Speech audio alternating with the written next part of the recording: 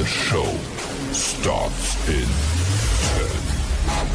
9, 8, 7, 6, 5, 4, 3, 2, 1, go. The following content contains adult language and humor that is not suitable for viewers under the age of 18. Viewer discretion is strongly advised. The views and opinions expressed during the following video content are those of the individual and may not reflect those of others.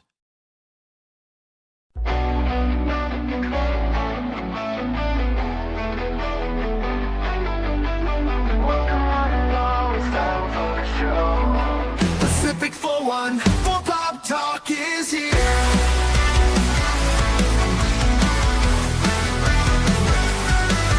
Sit back and relax and join the conversation. We've got Baron, Norman, Tax, Cashmoney007, and even Mike too. Pop culture, entertainment, news and reviews. Discussions will have opinions made from the panel to the chat. Everyone is welcome here. Reactions, watch parties, and special guests. We like to have a good time. Pacific414 Pop Talk is underway. Pull up a seat, we're inviting you to stay. Articles, collectibles, reviews, you say. Baron, Cash, and Mike bring the fun tonight. Now sit back, relax, enjoy the show. Don't forget to like or comment below. We almost forgot to share out the show. Pacific414 Pop Talk is one of a kind. It's true. It's true.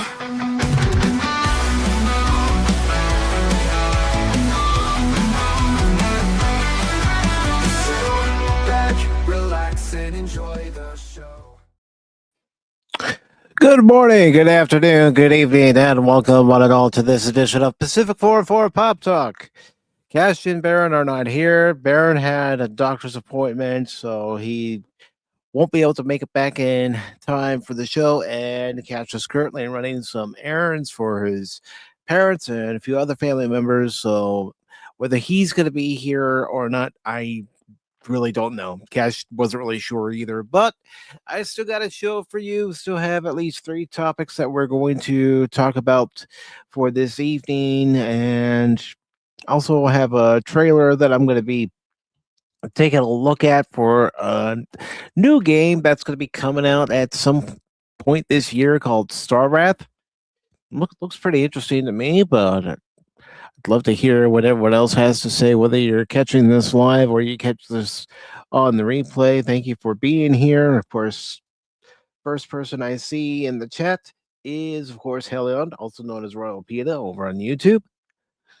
But yeah, how's everybody's Wednesday been, or how was the Wednesday? If, again, you're watching this on the replay, how's your day been going?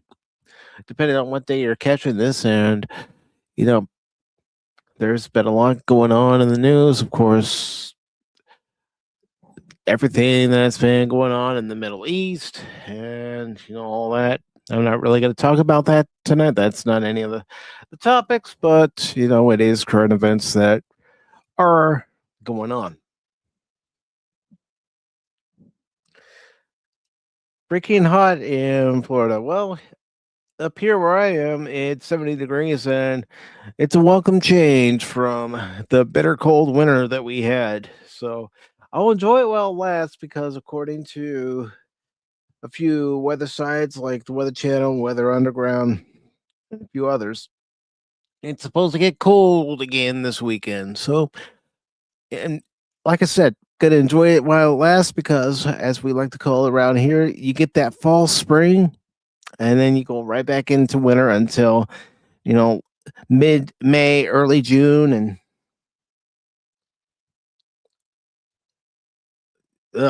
yeah, I've been there, Helion. It sucks. It absolutely sucks. And been there for quite a while where we didn't have AC. Heck, when I was growing up in California, our house didn't have central air conditioning. All we had were our box fans and later the ceiling fans that my dad installed, but we never had any air conditioning. Actually, didn't have air conditioning in the house I live in until I moved. But that's when I first lived in a place that had air conditioning. Yeah, I went to some friend's house. They had air conditioning and all, but not every house in the neighborhood that I grew up in had air conditioning. But again, like I said, I've got three articles I'm going to talk about today. I'm also going to show a trailer for a game called Star Rap that looks like it's going to be a lot of fun. But let's go ahead and get into our first article here. And again, I hope you're all doing well. If you're coming in as the show's going on, say hello. And here we go with our first article.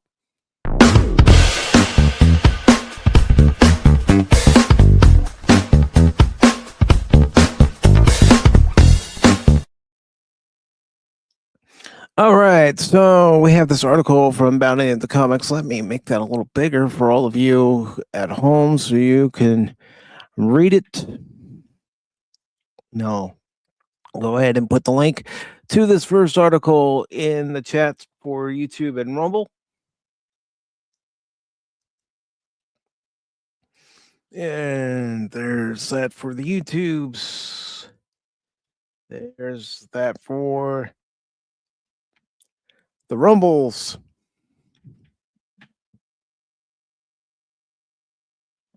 And here's the article from Nicole Stewart. And this article was written on March 6th of 2026. So that was last Friday. And it says, Xbox confirms next-gen console codename Project Helix will also play PC games. That seems rather interesting, and depending on what we find out, I might have a few comments to say about it. But let's go ahead and get into this first article here. And it says, the new CEO of Xbox confirms next-gen console, codename Project Helix, can play both Xbox and PC games. Asha Sharma took over as the head of the business last week after longtime boss Phil Spencer retired. Great start to the morning with Team Xbox, where we talked about our commitment to the return of Xbox, including Project Helix, the code name for our next generation console, the CEO posted on her X account. Project Helix will lead in performance and play our Xbox and PC games. Looking forward to chatting about this more with partners and studios at my first GDC next week.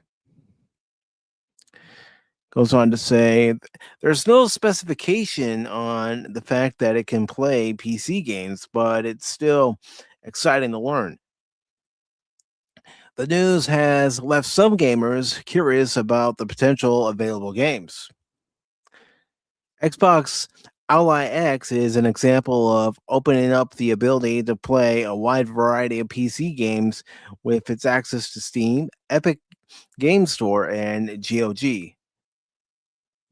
But would Project Helix offer the same? Or just the PC games available from Xbox PC storefront? Or games available on Game Pass? Microsoft first entered the gaming space 25 years ago with the original Xbox released in 2001. The console was designed to rival the PlayStation 2 and Nintendo's GameCube. Xbox featured a range of exclusive titles and has been the source of iconic titles like Halo, Gears of War, Forza, and more.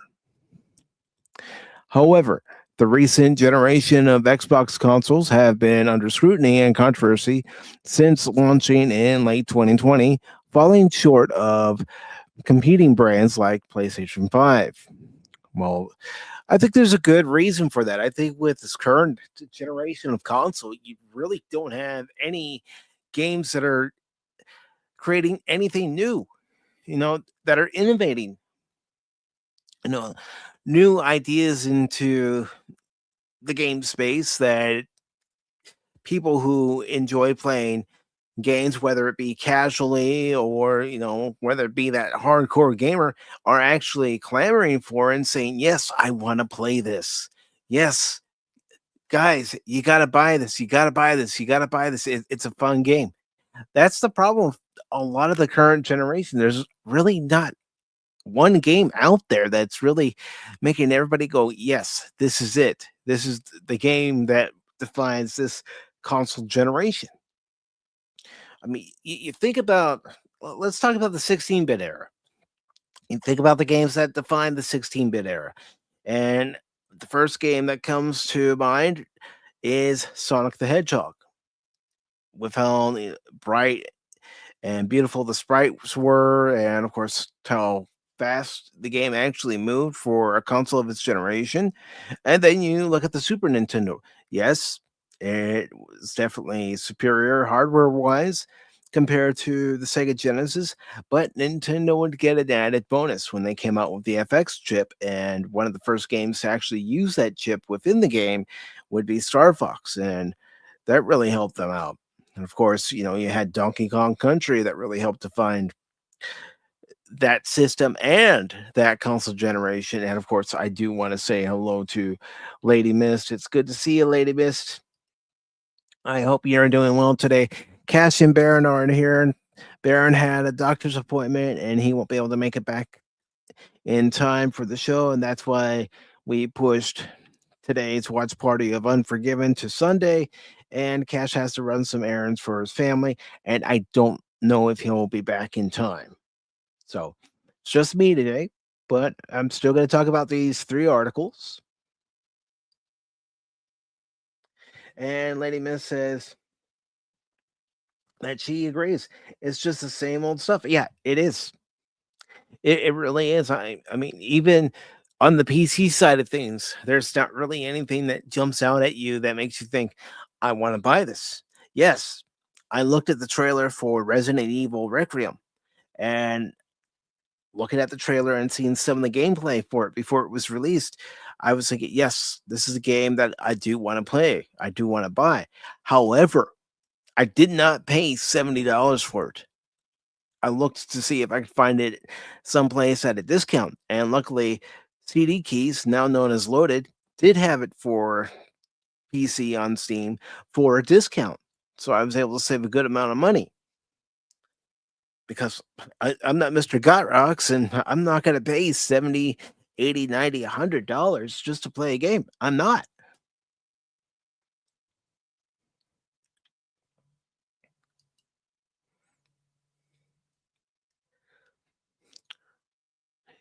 Well, thank you, Lady Benz. Thank you. But yeah, I'm not paying a lot of money for a game. Not when I have other more important expenditures I have to make sure I have money set aside for. And, one of them being keeping a roof over my head, electricity, especially as the warmer weather comes along. And I'm going to be using my AC, not now, but, in a couple months.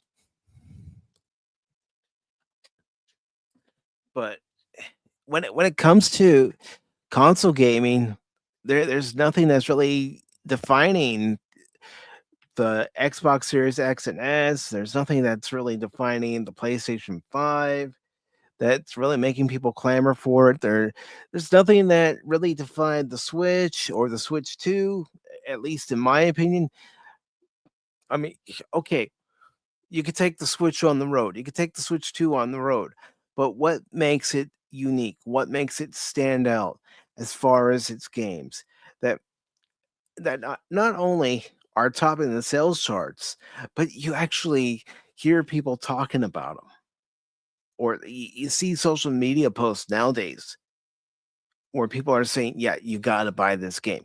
Yes, currently the one game, and I don't know if it's on Switch 2. I can find out real quick.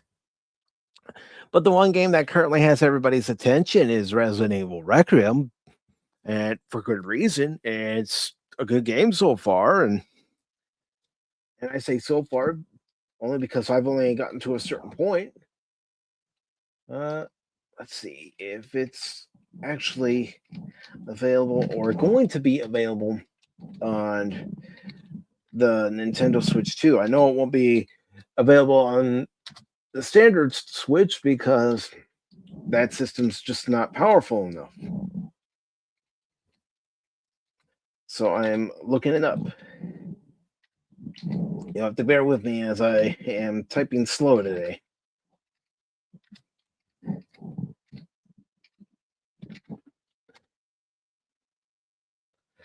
Let's see. Yeah, I guess it is available on the Nintendo Switch. That actually surprises me. I mean, I know the Switch 2 is an upgrade from the standard Switch, but it just surprises me that that system will be able to run. Yeah. Okay. Yeah, this is directly from Nintendo's website. So, how about that, as my late grandmother on my dad's side used to say.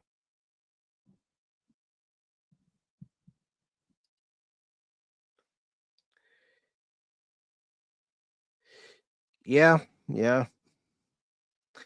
And you said you wouldn't pay for a game, especially if I already have almost just, yeah, games that are similar to other games that you already have, you may not even purchase, like you're saying.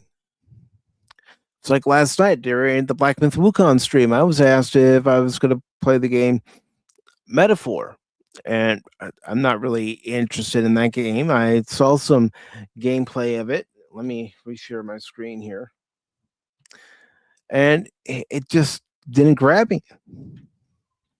It just looked like your standard first-person shooter. Yeah, they're saying that it's a first-person shooter version of Arc Raiders, but I didn't see anything that made me go, "Oh, yeah, I want to put money down for this and I want to play it." But that's just me. If someone else is out there and they want to play it, that's cool. That's perfectly fine. But continuing with this article here, it says, however, the recent generation of Xbox consoles have been under scrutiny and controversy since launching in late 2020, falling short of competing brands like PlayStation 5. Because of this, fans have been skeptical of the sudden shift in leadership at the brand. Many gamers are concerned with the direction that Xbox is going to take, even though Sharma has consistently expressed her commitment to the return of Xbox since taking over as the CEO. While some fans are not excited about Xbox integrating PC games in the mix, others see this as a great path for Xbox, seeing their commitment to Xbox future. Well, see, here's where I'm going to disagree. This new console, if it ever sees the light of day and gets past its prototype phase and actually goes into the production phase where they have a set date for its release, a set price during that release, and they're hyping it up like this next big great thing that it's supposed to be. I would rather just get an inexpensive gaming PC, because you may end up paying the same price for this Project Helix when whatever its official name ends up being, if it ever does see the light of day. But you may be paying the same price, if not more, for Project Helix than you would for a gaming PC, and vice versa. So I'd rather just tell people go with a gaming PC. Now, granted, some people might go, now may not be the best time to purchase, any kind of gaming hardware, gaming PC, this, that, and the other, which is true, especially with the price of gas. But You can say that your system's going to be able to do this, that, and the other, but until we see something that's actually physically there and physically playing the games, I'll believe it when I see it. I'm not doubting the CEO of her word, but I'm kind of doubting the CEO of the word that she's saying that the company's going to return Xbox to form, because she still has bosses that she's going to have to answer to that are going to tell her, no, we can't go at this price for, the processor. You don't know what the processor is going to be. You don't know what the CPU is going to be. And by processor, like I said earlier, the graphics processor. You don't know what that's going to be. You don't know what the CPU is going to be. You don't know the specs at all for this system. So I'm going to wait until there's actually something there. Actually, something tangible there to look at and say yay or nay. And, you go to these different sites and some are saying that, consoles are on their way out. Maybe. And maybe this is the future where you have consoles other than this Xbox Helix, Project Helix, that are capable of playing PC games. But, how many people are going to stick with a gaming console when on PC you have the ability to upgrade your RAM, upgrade your hard drive, upgrade the graphics card? Yes, it costs money. Everything nowadays costs money. Whether it's for a gaming console or it's for playing, anything on a tablet, on a phone, because even the tablets and phones cost money. The TVs cost money. Housing certainly costs money. Having a car costs money. Gas, electricity costs money. Padawannabe, how you doing, brother? Padawannabe is currently over on the Rumble side. I wouldn't be surprised if he's already on the YouTube side. But yeah, until they actually have something that's there, I'm gonna, just wait and see what they do. I mean, it sounds all well and good having a console that can play PC games, but again, you might be better off just getting a PC and have the upgrade factor. So I'm going to go ahead and move on to our next article here.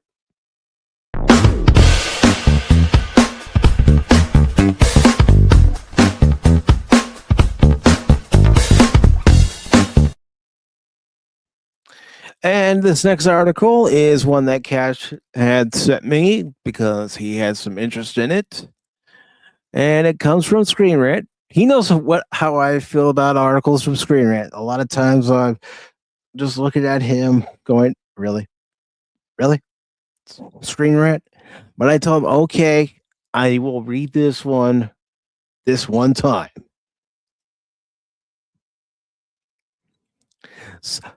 So with this article from Screen Rant, I will put the link into the various chats. So if you want to follow along or read this later, or catching in this on the replay, you want to go ahead and read it, the chat replay should be up. And if for some reason it's not, then that's why I put the links to the articles in the description. Oh my God, wait a minute. He said he wasn't going to be here today. But he's here. I made it. Well, I've been resting. Where's the other guy? Where's the other guy? He's doing errands specifically on a thumbnail that there was supposed to be two. Yes. There were supposed to be two of us, but then he tells me last night he's got to run some errands for his family, and I didn't fight it. I just said okay. I mean, what am I going to do? His family needs him to run errands. I'm not going to pitch a fit. Why? Well, I couldn't leave you alone, man. I mean, I'd feel bad. I'm not feeling too bad right now. I think the whatever is Nova, whatever cane that they have in me is still, making me paralyzed from the neck up. So, but yeah. Hi, everybody. I had a shot in my neck. Ooh wee, that was fun. Yeah, tell them that you But I'm had seeing them. a medical appointment and you didn't think you were going to make it here Mhm. on time. I'm glad to see it, brother. But you know Yeah, me. Anytime there's a solo show, it's like, okay, Mike, put yourself in box score mode, and yeah, but yeah, I know. I just put you in box score mode, but I had to save everybody because you go into box score mode before you know it. There's going to be scores being spewed out like mad, and I just couldn't do that to our poor chatters and viewers. the Barrett, it's spring training. I don't give a shit what the Cubs do in spring training. I give a Oh no! shit what happens come March 26th and onward. Ah, March 26th. Yeah, yeah. There we go. Meanwhile, Banana Ball's kicking ass and taking names. Nice, nice, nice. But now that you've been medicated, how are you feeling? How's the last couple of days been for Well, you? well, you know, ups and downs, aching, pain. Now the next thing I'm going to do is social for the lower back. I'm just hoping this helps. I wanted to go with the neck first, as much as I like to have gone the other. Just so you know, when I lay down in bed and all that, I'm not having such a bad time with the neck laying on the pillow and all that fun stuff. And I've been getting some good sleep, so hopefully this will Good. help more. It'll take a few days before I feel the full effects, and maybe a week or so before it really kicks in. But that's normal. That's normal. So, but yeah, I mean, it's just trying to be careful with walking because when you have that stuff shoved into your neck, you never know when the nerves all go, hey, guess what? You're paralyzed now. Okay, just kidding. Now you're not. And so you can't do things like drive cars and Yeah, heavy equipment. And understandable. Understandable. You don't want to put yourself Stream. or anyone else at risk. Yeah. So that's basically everything in a nutshell. I mean, other than that, I'm not really medicated. Just like I said, the whatever is the steroids or whatever put in the neck. So I'm all roided up for this episode. I'm all roided up. Oh yeah, I'm all roided up. And you know what? Here, I thought you were popping in because you saw that I was going to talk about an article from Screen Rant that Cash wanted to talk about, and you're like, really? I don't care how I'm feeling. I got to stop it from reading an article from Screen Rant. Oh god, those yuts. Yeah. Yeah. I mean, I see this garbage that they write, and it just shows how stupid they are. They don't know anything.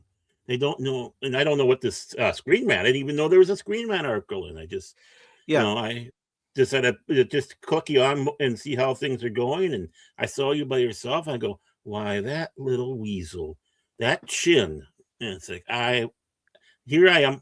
I'm going to save the day, and I did. Here I am. I appreciate it. Like I said, I just put myself in box score mode. It's like you've done many streams by yourself before. This is no different. Right. But it's always more fun when you got somebody with you, you know? Yeah. Somebody to bounce off, thoughts and ideas. And Right. Craziness, insanity. All the good stuff in life, right?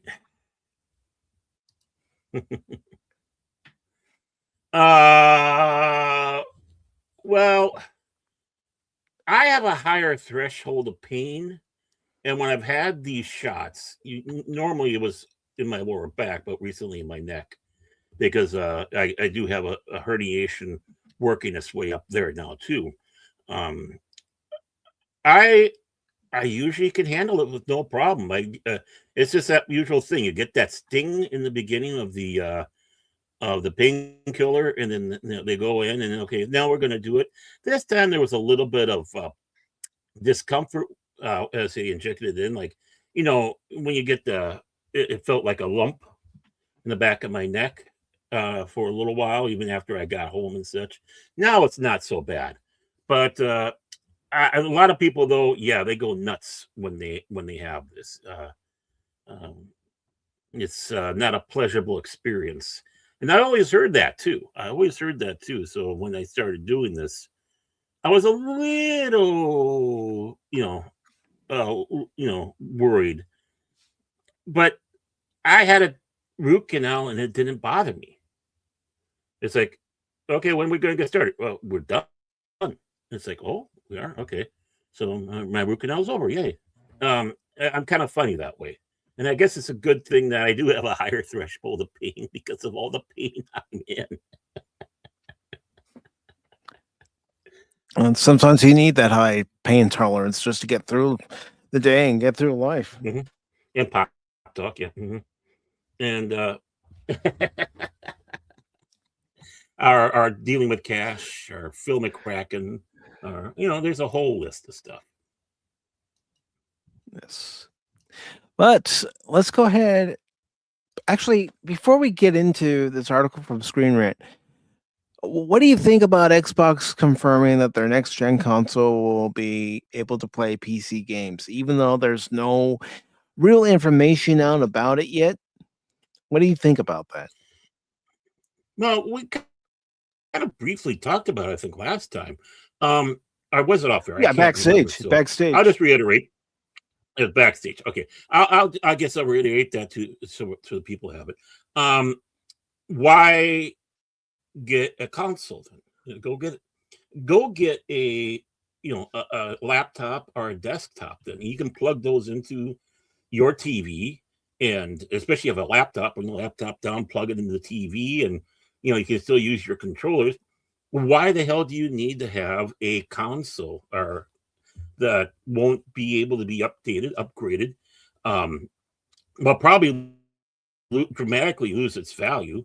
You can keep the other stuff a little bit longer if you're able to keep them updated and be able to put new slots, memory and stuff into the slots and whatnot. And usually with the laptop, definitely you got the CD-ROM drive, or that you can throw stuff in. So if you have those old games and such, you can put it in there. But even that's getting harder and harder to find with a desktop PC, even a laptop PC anymore, because a lot of the companies are doing away with the Blu-ray rewritable drives, and it's like, no, don't get rid of it. Yeah, don't get rid of it. There's still enough, and there always going to be someone who's going to make them. So my suggestion is, if yours don't have it, get one, and I should probably get a good one. Yeah, I mean, if you look on Amazon or anywhere, so much you can find a reasonable price for an external Blu-ray drive or an external DVD drive, depending on what you're looking for. I mean, I saw DVDs. That's why I said DVD drive. And well, yeah, and the thing is, like, how many of us have all these games that we have around? Not only then, really, you got your PC games, everything up the wazoo with your computer. And I don't know where they're coming from with this. It doesn't make sense. I remember back in the day when they had this, all it was this little computer thing that you would get, and it was just for doing emails. And I think to myself,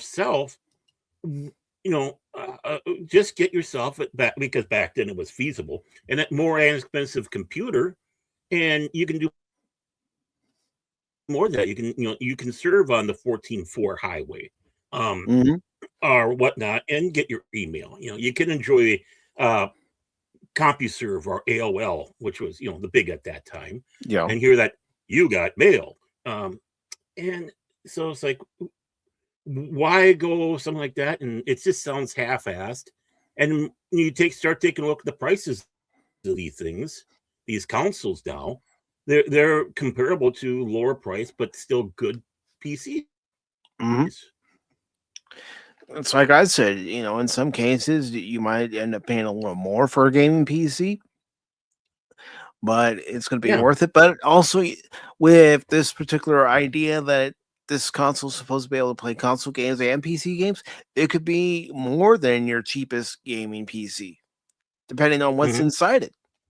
Right, exactly. And how do we know there's not going to be somebody out there that's going to mod their desktop to be able to do both? I mean, if people are able to emulate, right? Or back in the day, like when Apple, the X or 10, came out, OS system. But the thing is it wasn't really back compatible to 9 and below. So you literally had to do a switch. Okay, I want to be on 10, so I got to switch to that, do a restart. Boom. I mean, very inconvenient. Okay, now I got to go back to the old stuff, so I'm going to have to do the switch, restart. Okay, now I'm back. I mean, and you had, of course, those emulators because where you could do Windows on your Mac. But again, you had to do the same thing. Boom, boom. And some were better than others, and some were up to the same speed of Windows at that time. So who's to say that some DJ Ronnie G out there wouldn't get his Mad Professor hat on and do exactly that? Best of both worlds. I think anybody who likes to tinker around with computers and is very computer savvy will look at this new Xbox console and say, "This is what I'm going to do with it." I'm going to be evil and do this. Muhaha. I mean, I can't be the only one thinking this, and I'm just a schlub, So if not, maybe I put some ideas in some people's minds, and I hope I did.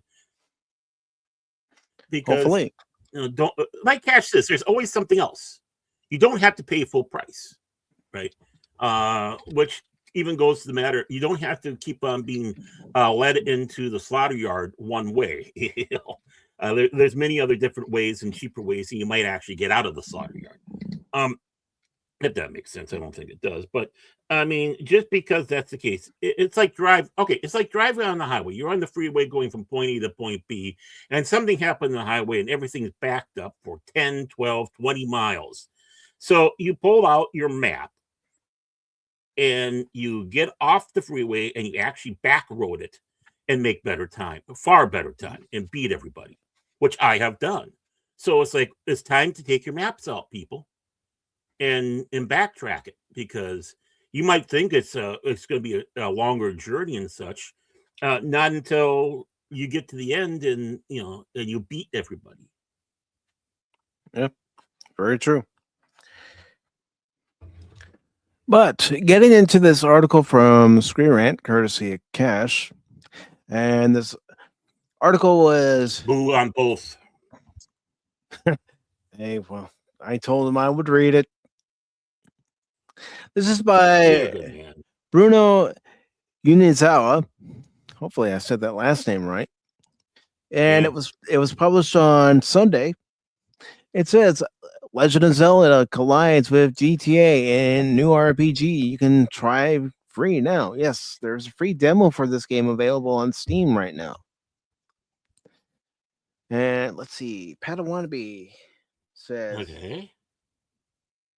All hail the Thomas Guide. Yes. If you're going on the road, get a Thomas Guide. But it says you can now check out not that Thomas.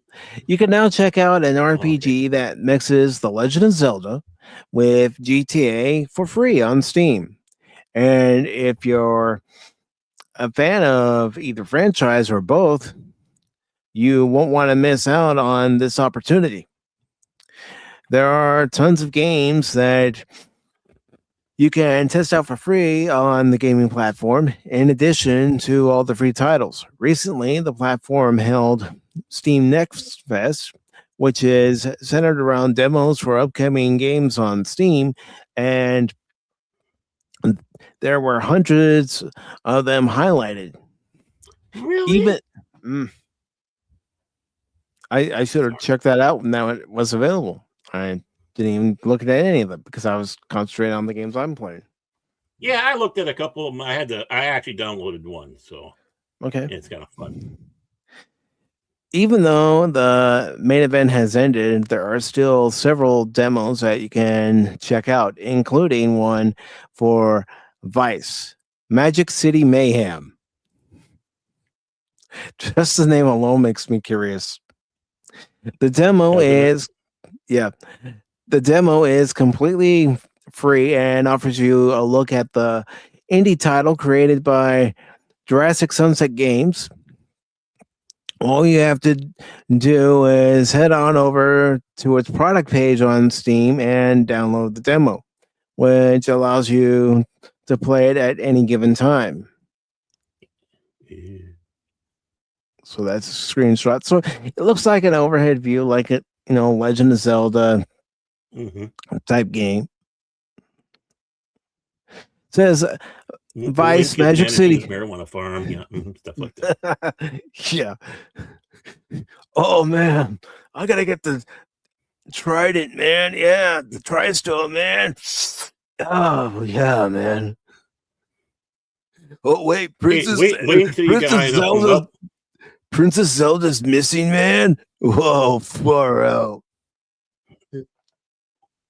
Well, you get high enough in level, man. You find Zelda's brothel, and you're like, "Whoa, wild time!" All right.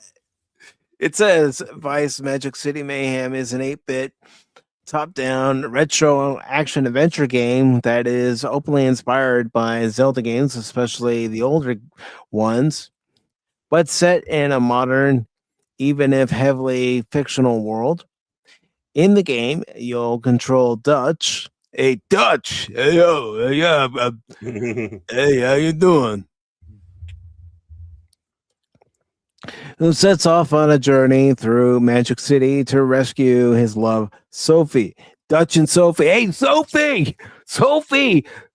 I ain't got no hot water for the water heater. You used it all again. Oh, shut up!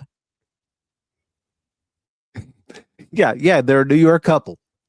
Dutch and Sophie. Yep. All right. It says you'll navigate through nightclubs, scenic beaches, and yachts to complete your mission. In terms of theme and tone... See, what I loved about this is he had to remind us it's modern, but fantasy. Yeah. In terms of theme and tone, Vice Magic City Mayhem is clearly inspired by GTA Vice City. However, you can expect exploration, combat, puzzles that resemble those seen in older Zelda titles. There will be several dungeons to explore and boss fights to participate in, all of which are fueled by dark humor and magic, set in a gritty world. Despite its clear inspirations, Vice Magic City Mayhem does seem like a unique blend of these two otherwise incompatible franchises.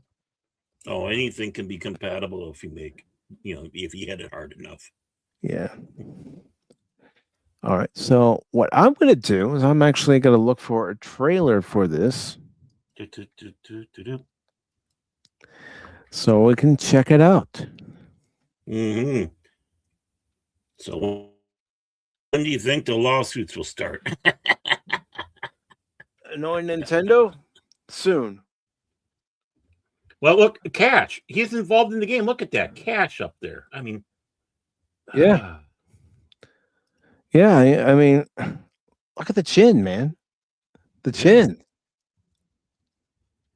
Sophie! Where are you, Sophie? All right. I don't want it from someone else's YouTube page. Oh.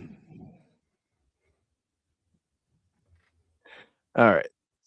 I got one. So. Ooh, listen to him. He's got one. Got one right out of the gate. Yep. All right. So we're going to take a look at this here. See what it's all about. Ninja stars.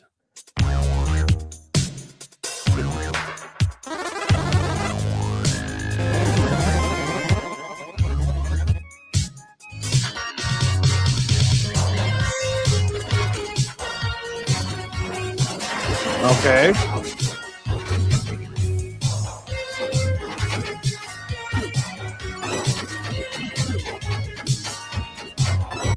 It definitely looks like it could have been a game on the NES at the time. Yeah. Since that's the look they're going for.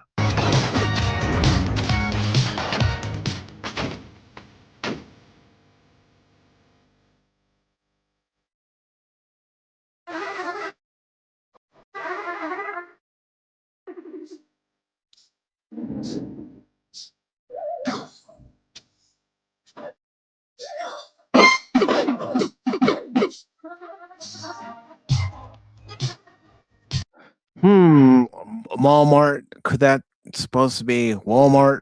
I don't know. You tell me. For fighting. Yeah.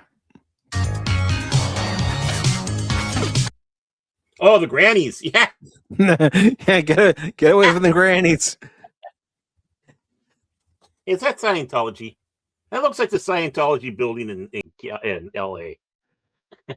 That could have been an inspiration.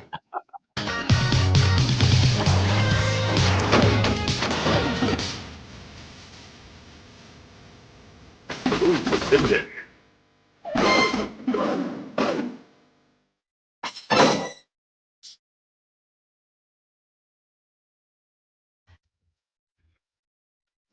All right, so there is the demo on Steam. So I'm going to ask everybody a question, including you, Baron. You're Yes. part of this.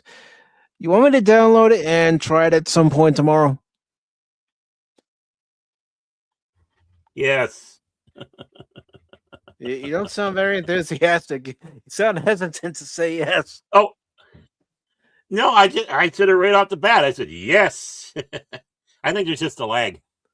All right. So after the stream, I'll download the game. It's not going to take that long to download it. And then when I get to a good point in Mass Effect, I'll check this out. Ooh.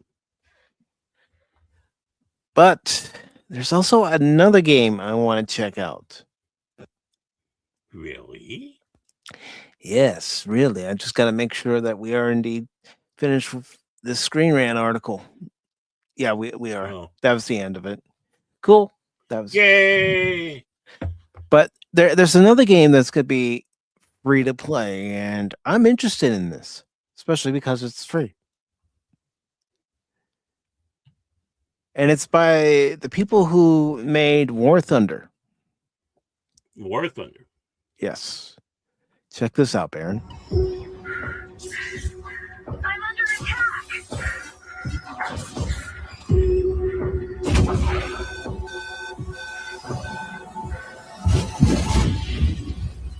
We're gonna drop the ball. I can see it fall from the blood red skies. When the rain starts pouring down, revolution's such a lovely sound. I can see the shots are closing in, and there's blood in the water. So what you fighting for?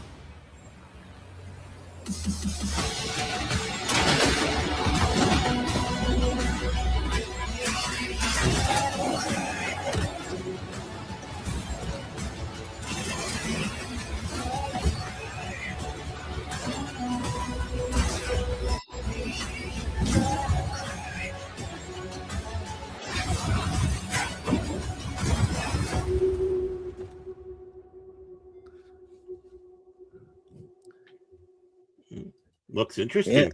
It does. It does. And I have applied for the closed beta. Mhm. If I hear something from them, I'm going to give it a Ooh. try.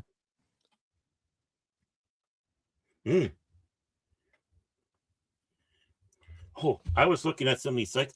I got some breaking news. Oh, what? What? Here we go. Okay, we'll find out. Just I have to do this quickly.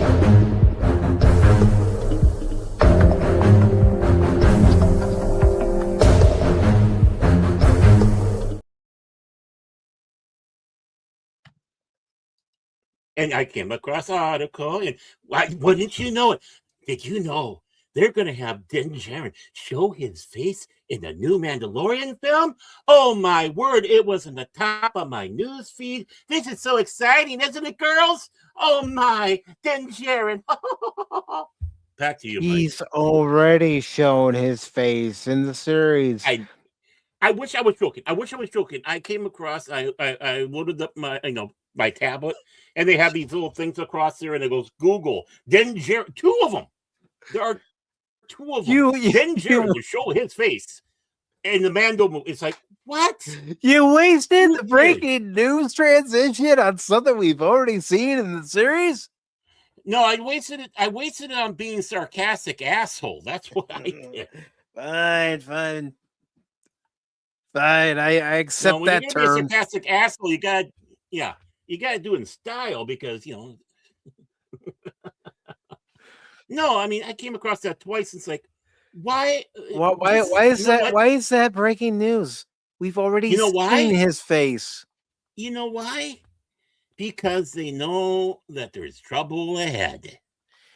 Because it looks like shit. Yeah, I know.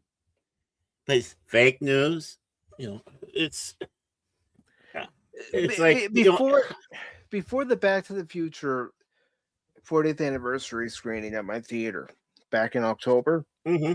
That was one of the trailers that were shown, and I'm looking at it going, "This looks like shit."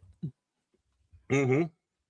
No, yeah, and in season 2 of Mando, you couldn't get him to put the fucking helmet on.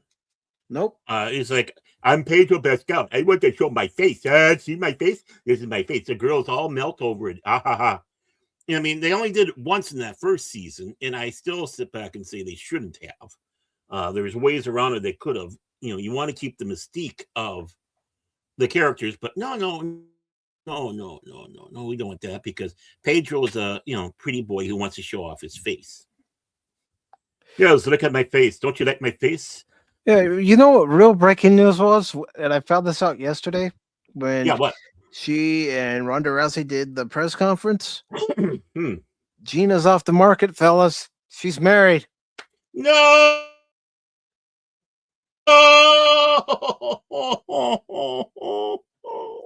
No. She's married and she's living happily in Montana on a farm.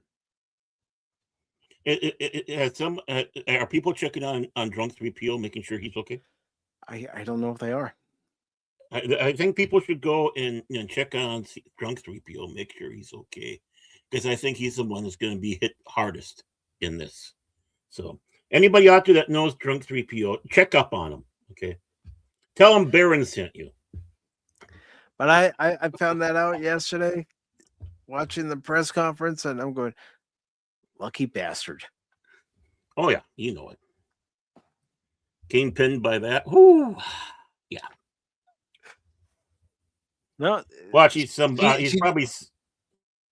She described him as her first and only love. Wow. Well, I bet you he's a 98-pound weakling. He goes, I feel safe. No. No, it's this Baron. After lengthy femputations, I, Femputer, have decided the fate of the men. Femputer sentences them to death! By Snoo Snoo! Yeah! What are you, gay?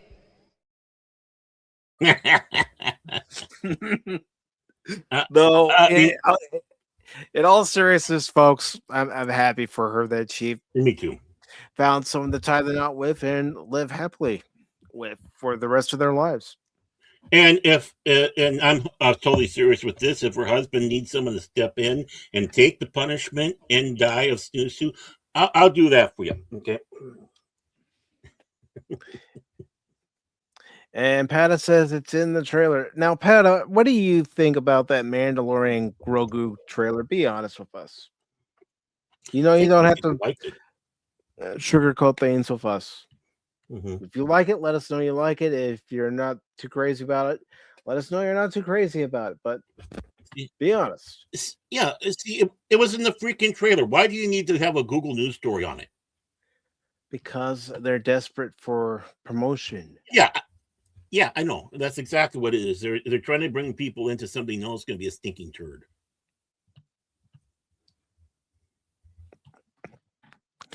A stinking turd that may not make a lot of money. I mean, there aren't a lot of movies that I'm looking forward to seeing. No. New movies I'm talking about. Not me going this Saturday to see Teenage Mutant Ninja Turtles 2 The Secret of the Ooze. For nostalgia's sake. It's not because it's good. It's just nostalgia.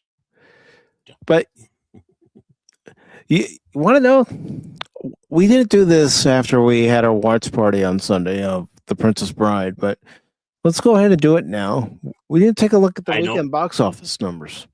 I was wondering if we were going to. Yes, there we go. I felt kind of empty. Because this will help transition into the final story I've got for this evening. Oh, my word. You are. Damn it, man. You're good. I want to be like him when I grow up. No, you don't. So here we go with the weekend box office.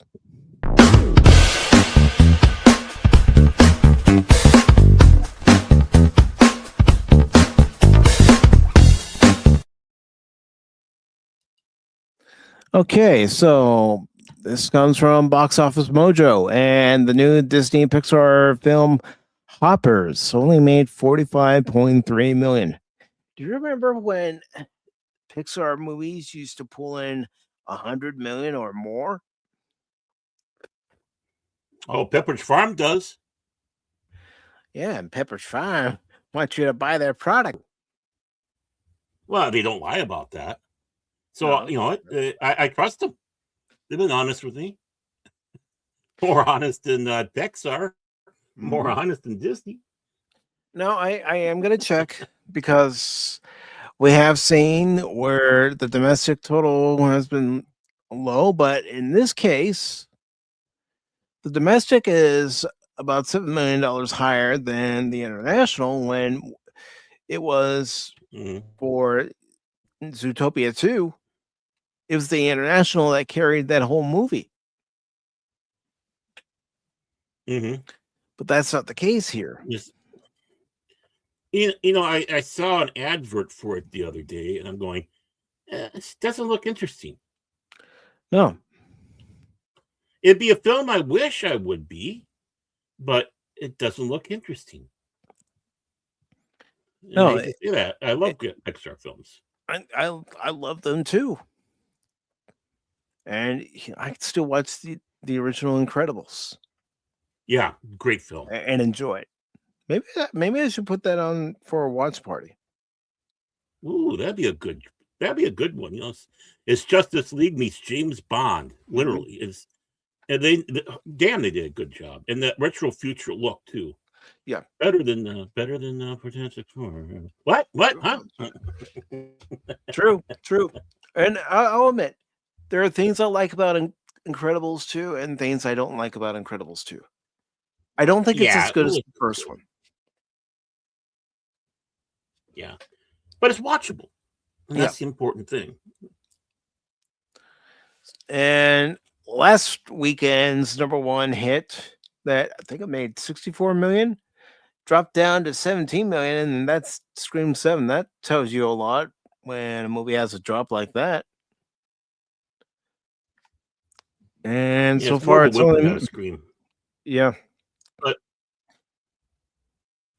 so far, it's made $150 million worldwide, and there you see the domestic compared to the international. If I were doing far better at home. And this is one of those films. Oh, go on. I don't know if Paramount should be happy about these returns. I wouldn't be. I wouldn't be either. But you'd think a film like this would have a high following, like in Japan and other places. And maybe that's where the 56 is coming from, is like Japan. This is right up their alley for horror films. I mean, could it be that the Scream franchise has just run its course and people just aren't interested, even when you have one of its original stars return in Neve Campbell? You know, everything needs to come to an end. Eventually, we all eat the same. And Pata says he might take the wife to go see Mario Galaxies. I think we'll have fun. I didn't realize it was coming out so soon. Yeah, I thought I saw where they moved it up to April 1st. I don't know if that was the original release date. Maybe they smell blood in the water.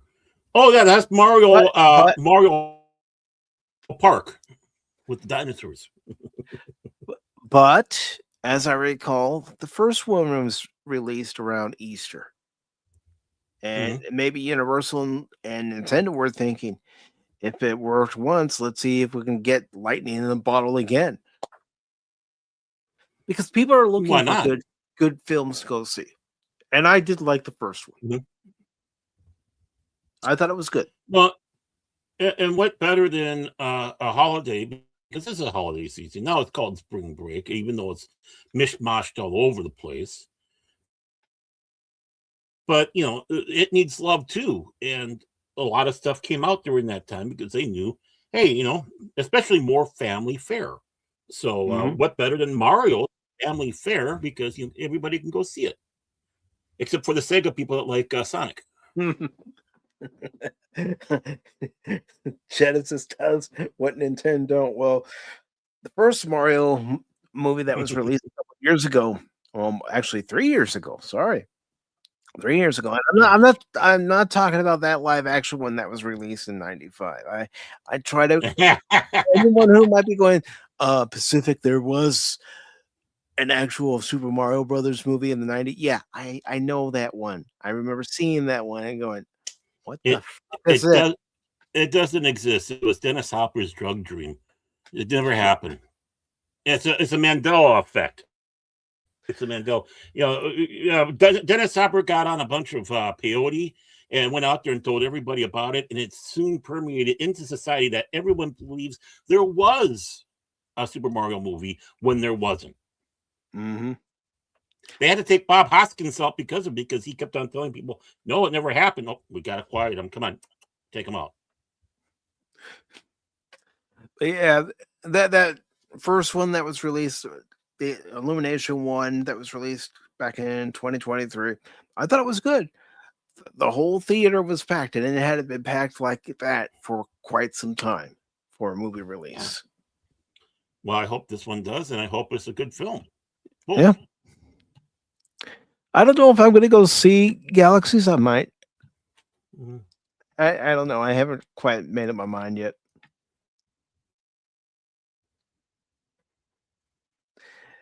That movie was about the warp zone negative levels.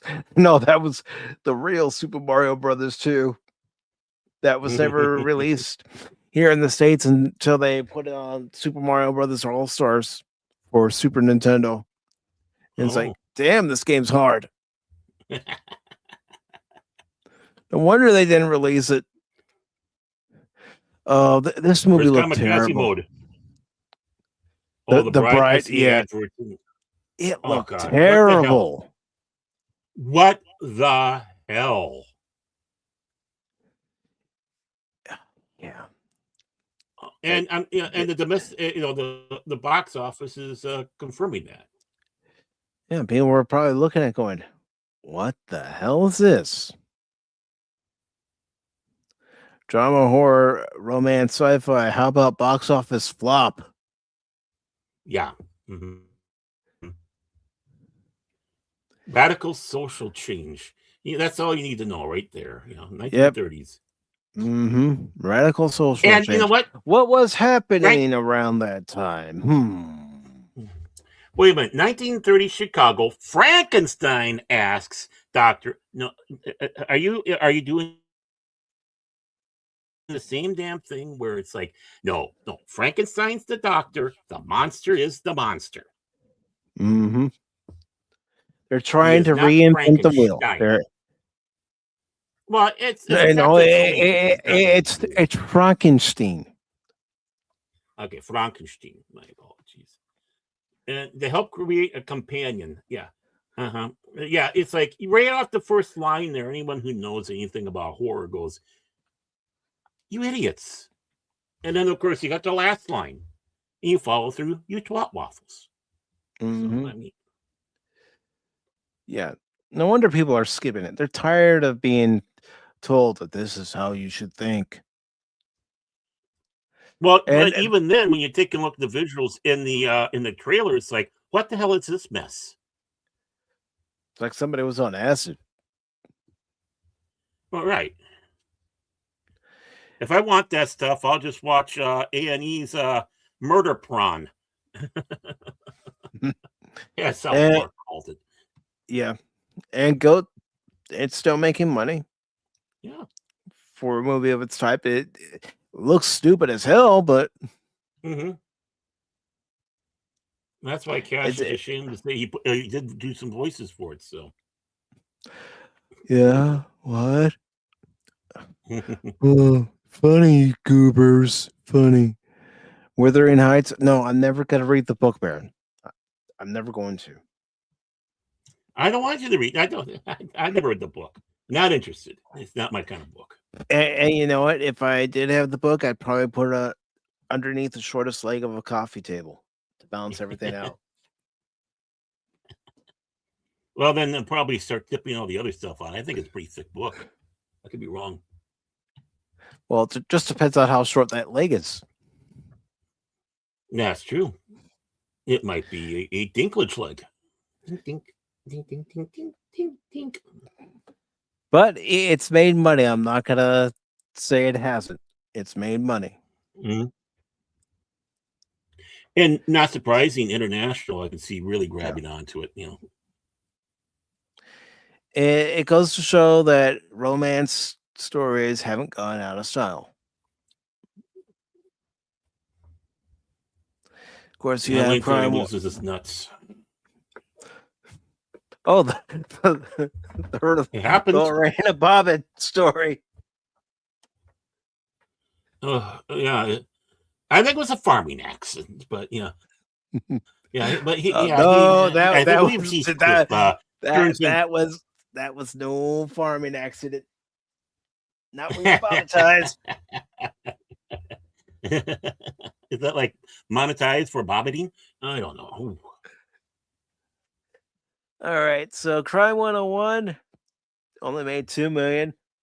Currently has a total of $33 million. And the epic Elvis Presley in concert, that's only made $10 million after making $1.5 million over the weekend. Send Help, the Pop Talk story. Okay, it's not really the Pop Talk story, but I like saying it's the Pop Talk story. Well, you look at Elvis, that's what, 1965 for theaters, for basically a concert pick at 10 million. Yeah, that's not bad for a concert. No, really. No.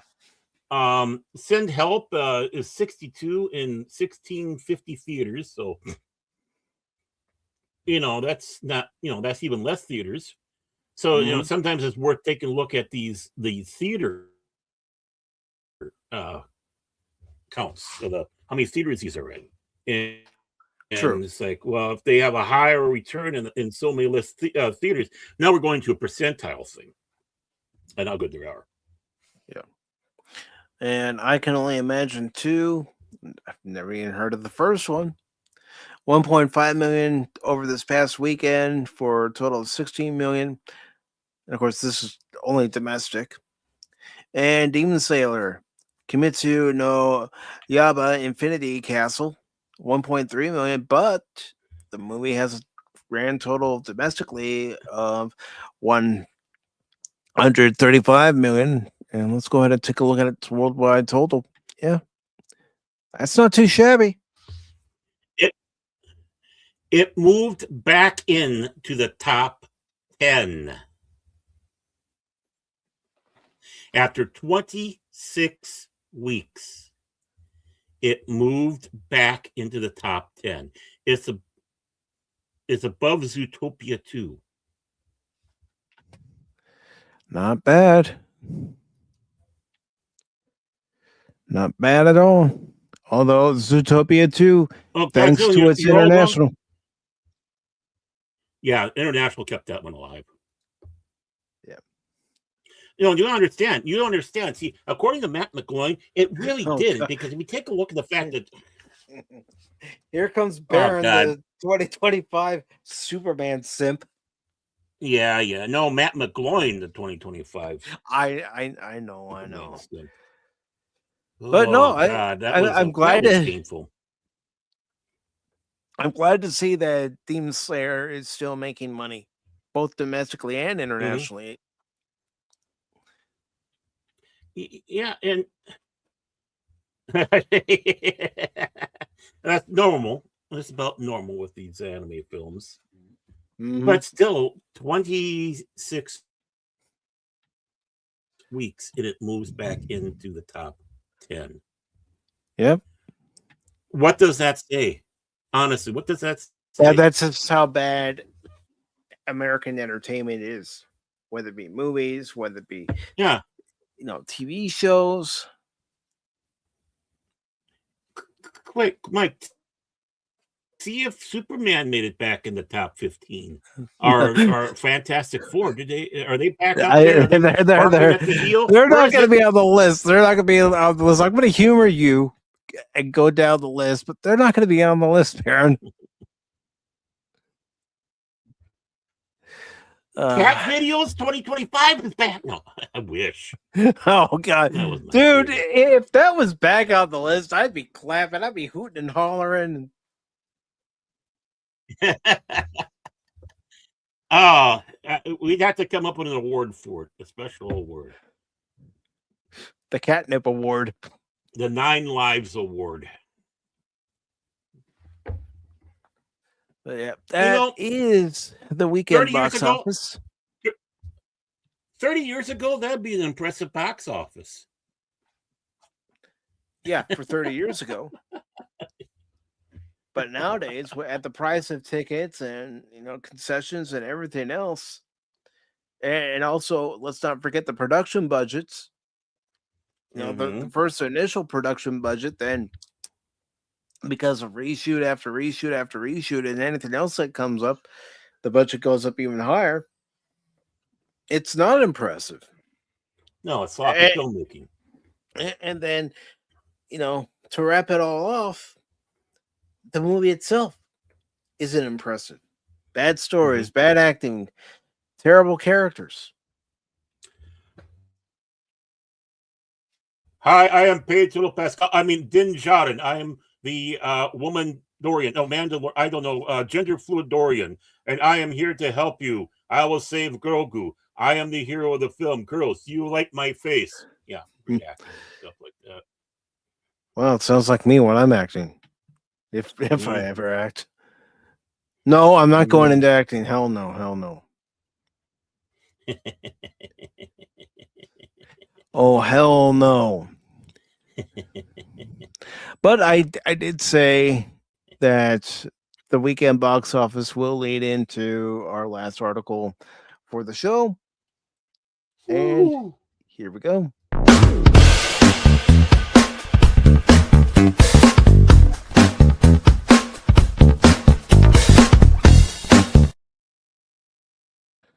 So Hopper certainly didn't make a lot of money, but according to Pixar, the Pixar Chief Creative pivots away from LGBTQ storytelling. We're making movies, not hundreds of millions of dollars of therapy. Well, back it up, dude. Well, bravo! You can't. You're making movies for everybody. No, I want them to make them specifically for me. And only me. Yeah, exactly. Come on, That's. I heard you put in a petition for them to make movies only for you. Yeah, for fat ass YouTube streamers, it's going to be called streaming, and it'll be me sitting in my chair, only wearing a pair of shorts, eating Cheetos, that sort of thing. Wow, sounds like it's going to break box office records already. It will, because either you accept me or you're a bigot. It's just as simple as that. You accept that film or you're a bigot. So if you want to be a bigot, no, you're going to see that film. There are days I accept you, then other days I want to throw you out the airlock. Most days you want to do that, and I don't blame you. Same thing with the long suffering.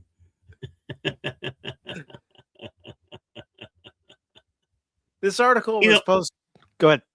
Oh, gonna say, the last place I want to go to for my therapy is a friggin' movie theater or streaming, watching a streaming movie. The last place I want to go for therapy.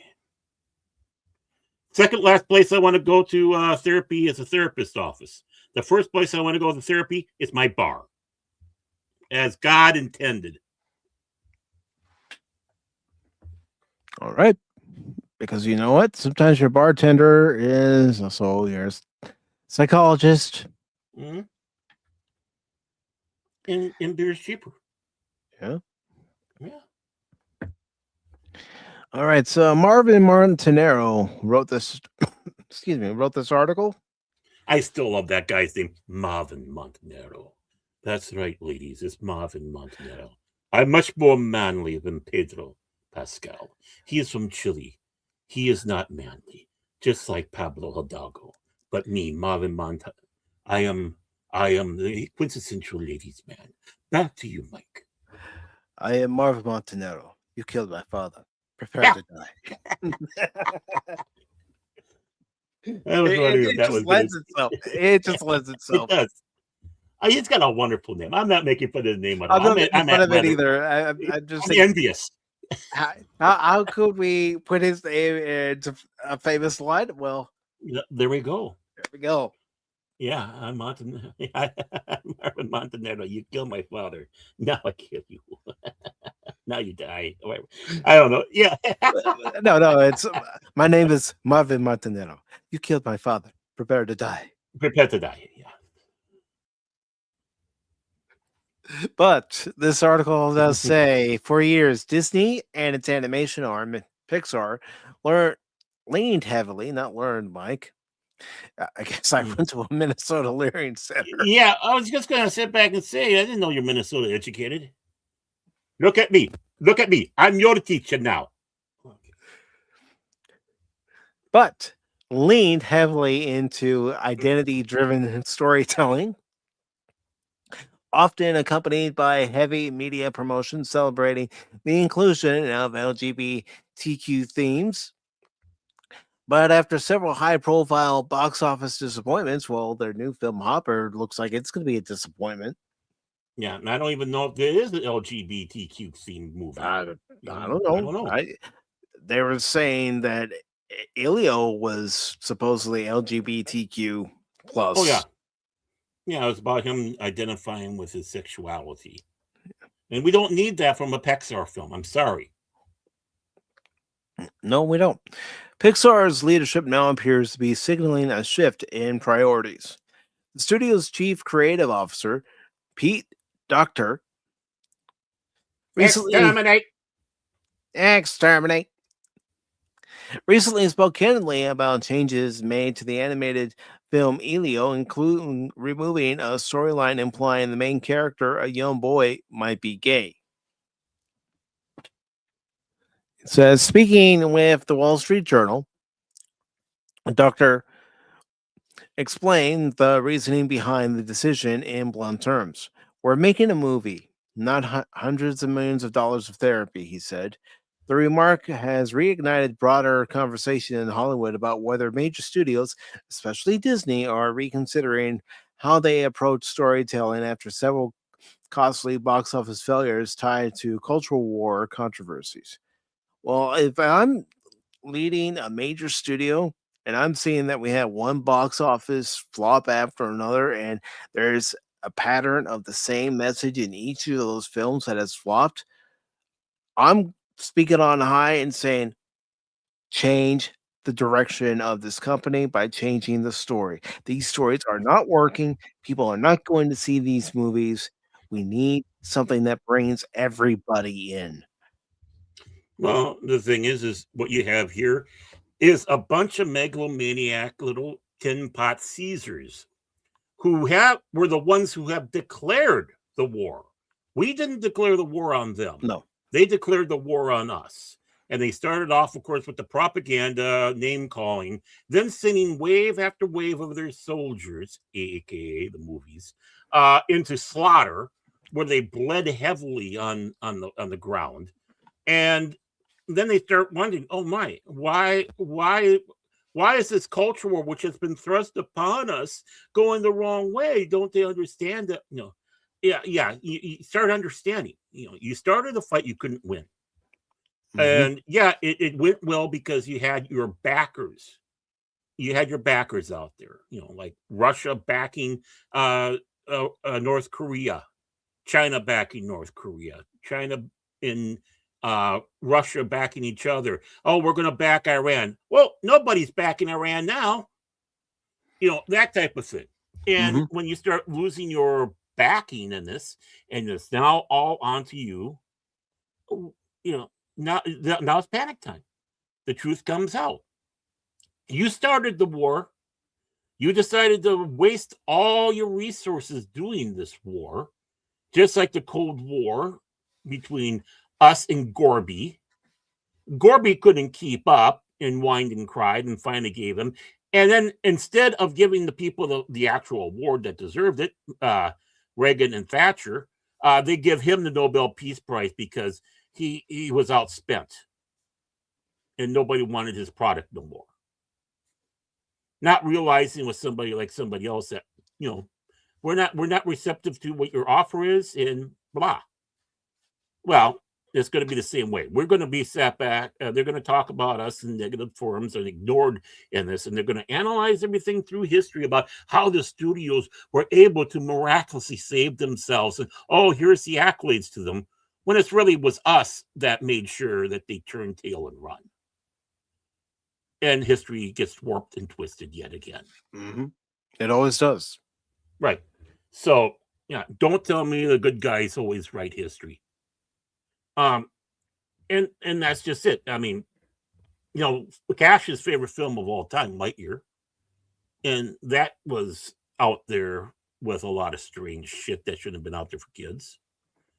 It's is this the Upteen division?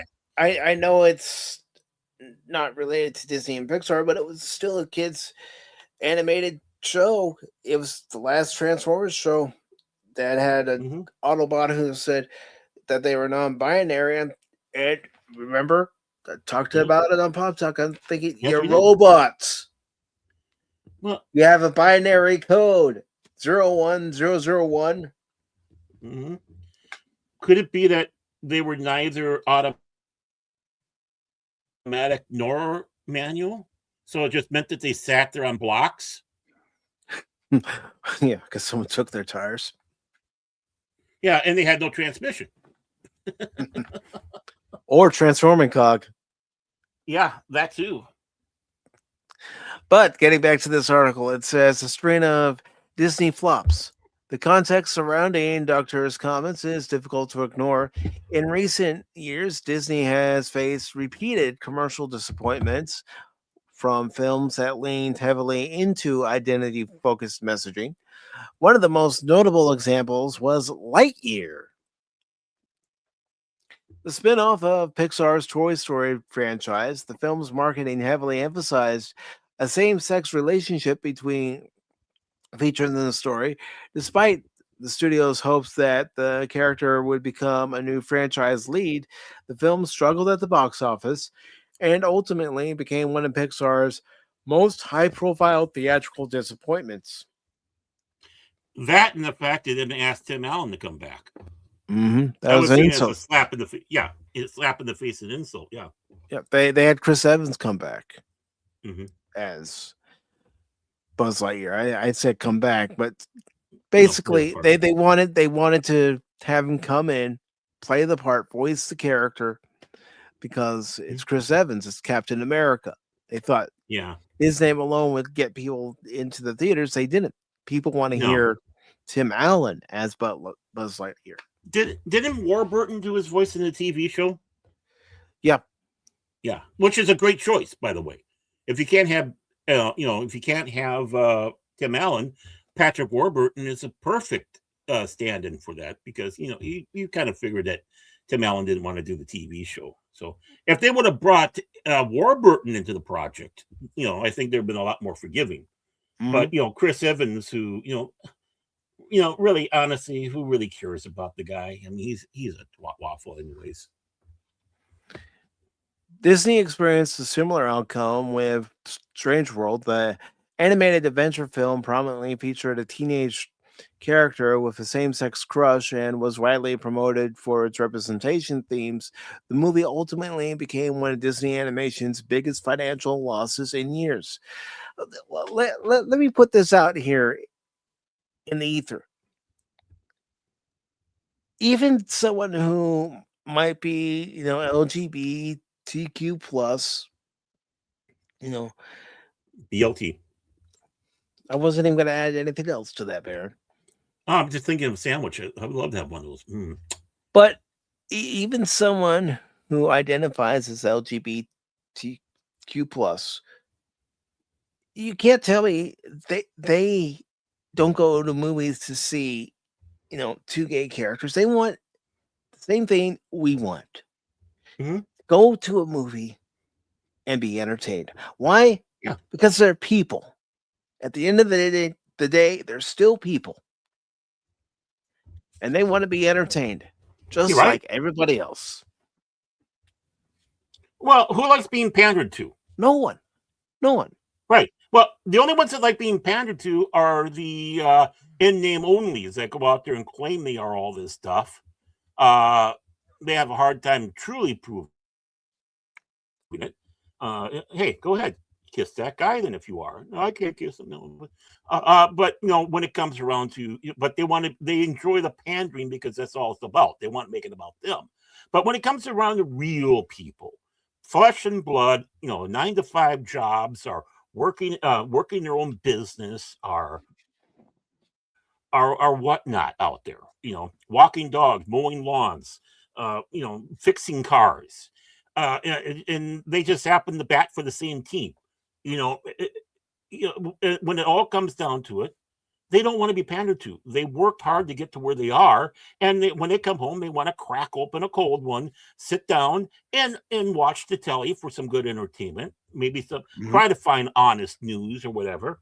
Go to the theater and see some good entertainment. They don't want to see someone forcing the pablum down their throat, pandering. The pandering pablum. And it's like, No, they don't want a movie or out TV show to act like, hey, we're an ally, so watch us. Yeah. Because everybody can identify a phony. Right. Well, Italy was an ally to Germany. Look how long that lasted. Well, Germany did make some mistakes. They just made a couple. Just a couple. Those couple cost them. Yeah, well, it's called tipping the domino. One little mistake, and then why is it getting bigger and bigger and bigger and bigger? Yeah.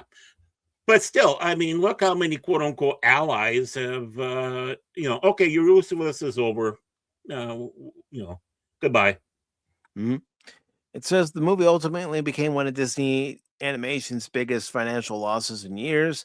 These results raised difficult questions inside the industry, whether audiences were rejecting the film's messaging or simply losing interest in stories that felt less focused on universal appeal. It's the latter. We want something that has that universal appeal, where anybody who looks at the movie can say, I want to go see that. Be entertained by it. Well, and that was the core anchor to Walt Disney's philosophy. Of course, he's dead now. He's been dead since 1966. So it's easy to go out there and make up tales, stories, and lies about the man. But when it came down to it, he wanted to have everybody have a childhood. He wanted everybody to enjoy magic. Whether it's the young, the old films. He wanted everybody to feel like a kid again. Right. Be it the motion pictures, the Mickey Mouse Club, the Wonderful World of Disney, all that. It was universal. It wasn't focusing in on one segment only. Yeah, you might have a brief moment where they speak about something like, Spin and Marty might give a little thing at the end of one of their adventures about this or that on the Mickey Mouse Club. But, when it came right down to it, it was all about we, really seriously, we are family. Mm-hmm. And, it's a small world after all. I mean, as corny and cheesy it is, Walt believed that. He did. Let the kids be kids. Don't make them grow up faster than they need to. And do not climb the fire pole up to my private apartment on Main Street, USA. Mm-hmm. And I don't know if new CEO Josh tomorrow is going to go back to that philosophy, the Walt Disney philosophy. A lot still remains to be seen, especially with Bob Iger still holding out till the end of the year to whisper in his ear. But we shall see. Hopefully he has the balls to sit back and tell Iger, F off, you moron. You're why this company's word is right now. Yeah. Every morning I'm going to walk through that door, Bob, walk by your office, flip the bird, and tell you to F off. I would. He's going to be like Peter from Office Space. You got it. You got it.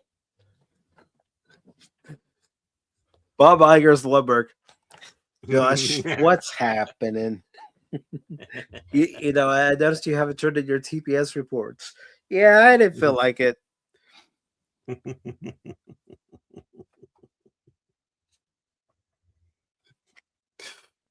All right, so it says the Elio overhaul. The situation with Elio illustrates how seriously Pixar appears to be taking those lessons.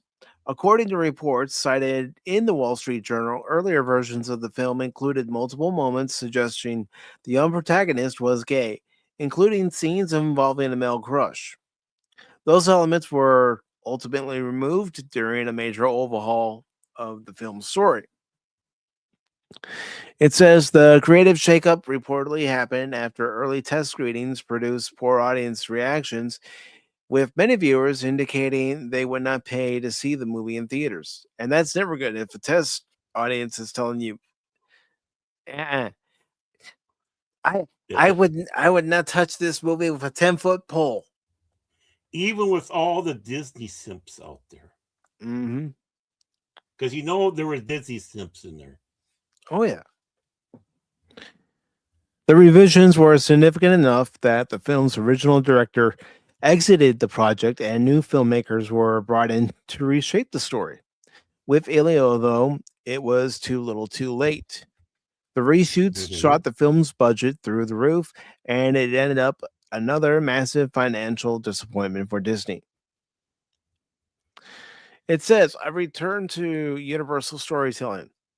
Docter suggested the shift reflects a broader philosophy change within Pixar. As time goes on, I realize my job is to make sure films appeal to everybody, he said. That statement may represent a major recalibration for the studio. And you know what? My sister and I saw Inside Out too, and we both actually liked it. It was actually like a Pixar movie of old. Mm-hmm. Don't go away from your bread and butter. Go with what works. You have a win. You don't need a new formula, Pixar. Just go back to what you're doing good. Go back to Toy Story, Cars, The Incredibles, all these other great films that you had before, and avoid the trap that satanic beast that coils itself around the office named Iger is trying to vomit upon us. Mm-hmm. And yes, I know they've announced that there's going to be an Incredibles 3. Will it be any good? I don't know. God, I hope so. At least better than 2. Yeah. It says, for decades, Pixar built its reputation on stories designed to resonate with broad audiences, regardless of age, culture, or politics. Yeah. This is 2003. A friend and I are out Saturday night. We were both off from work. And we're just hanging out, going up and down our town that we lived in, and thought, you know what, let's go to the movies. And we wanted to see Bruce Almighty. Oh, but there were no tickets left for that. And for good reason. That's funny ass movie. So we looked at each other and saw it was still available. Not many tickets were still available for this movie, by the way. But we decided, okay, let's go watch Finding Nemo. Yeah. We laughed our asses off. Yeah. And again, it was, it wasn't pushing an agenda. You even had a lesbian actress playing, one of the most popular characters in there, Dory. Mhm. But yet nothing was, again, it was universal. Yep. We didn't need to know if she was or wasn't. We just knew that she was a dingbat. Mhm. Couldn't remember. Exactly. And, I don't regret going to see Finding Nemo. Heck, I went and saw Toy Story back in '95 because a friend of mine down the street said, Yeah, "I'm me gonna too. go see Toy Story. You want to come?" I said, "Yeah, let's go." And we both enjoyed it. Yeah, I was a little older with no children sitting in the theater. Yeah, there's a lot of eyes on me. It's like, I'm really here to see the movie. It says, for decades, Pixar built its reputation on stories designed to resonate with broad audiences, regardless of age, culture, or politics. Classic stories like Toy Story, Finding Nemo, and Up. Up is a great movie, too. That same friend and his girlfriend at the time bought the movie, and I actually watched it when I came over to their house for dinner one night. Focused on universal themes: friendship, family, loss, and perseverance. Those films weren't marketed around identity categories, nor should they ever be. Culture debates, they were simply designed to tell emotionally compelling stories that anyone could connect with. Yeah, what you just said there was the hero's journey: family, Mhm. friends, loss, perseverance. Uh, Continue on the simple tools that you sprinkle into a story to have that hero's journey that everybody that has a brain, which is a majority of them, not the wokey pokies, can identify with. Mhm. It's Says, not like that person's just like me. It's like I can identify with that person. I know what their struggle is, which leads to empathy. mhm. If you're sitting back saying, no, that person's just like me, right? That starts getting into narcissism. But you go there and say, I can identify with the struggle that's going through. You have the even better path of empathy, which teaches you that. And that way you can apply it to real life. Yep. It says doctors' comments suggest Pixar may be attempting to return to that formula. They should have never left that formula to begin with. Right. The Inside Out 2 factor. Like I said, my sister and I, we went and saw that movie. We both enjoyed it. And my sister's exact quote was, "It was nice to go and watch a movie where there was an F this, F that, blood everywhere, and violence everywhere. Just to sit down and watch a good classic film Oh, for everyone." oh, you mean like Cash Money's Outside In? Yeah. You goobers. All right. It says another piece of evidence fueling speculation about a course correction involves Inside Out 2. Prior to its release, industry rumors circulated claiming Pixar had scaled back or removed certain identity focused themes that had been considered during development. Goes on to say, while Pixar never publicly confirmed those reports, the final film largely centered on universal emotion experiences tied to adolescence and growing up. Yeah, everybody who made the film at some point should remember when they were going through their adolescent years. Mm-hmm. I mean, I certainly remember my adolescent years. Oh, yeah. Like that morning the scream came. Ah, there's hair down there. What happened? Am I dying? Help! Or when my voice was changing and I would squeak. Well, it still is, isn't it? Oh, shut up. Shut up. There, luck with you. Work. Maynard G. Krebs, great character. Yeah, I know. Work. You know what? My dad was mad at me. He would call me Maynard G. Krebs.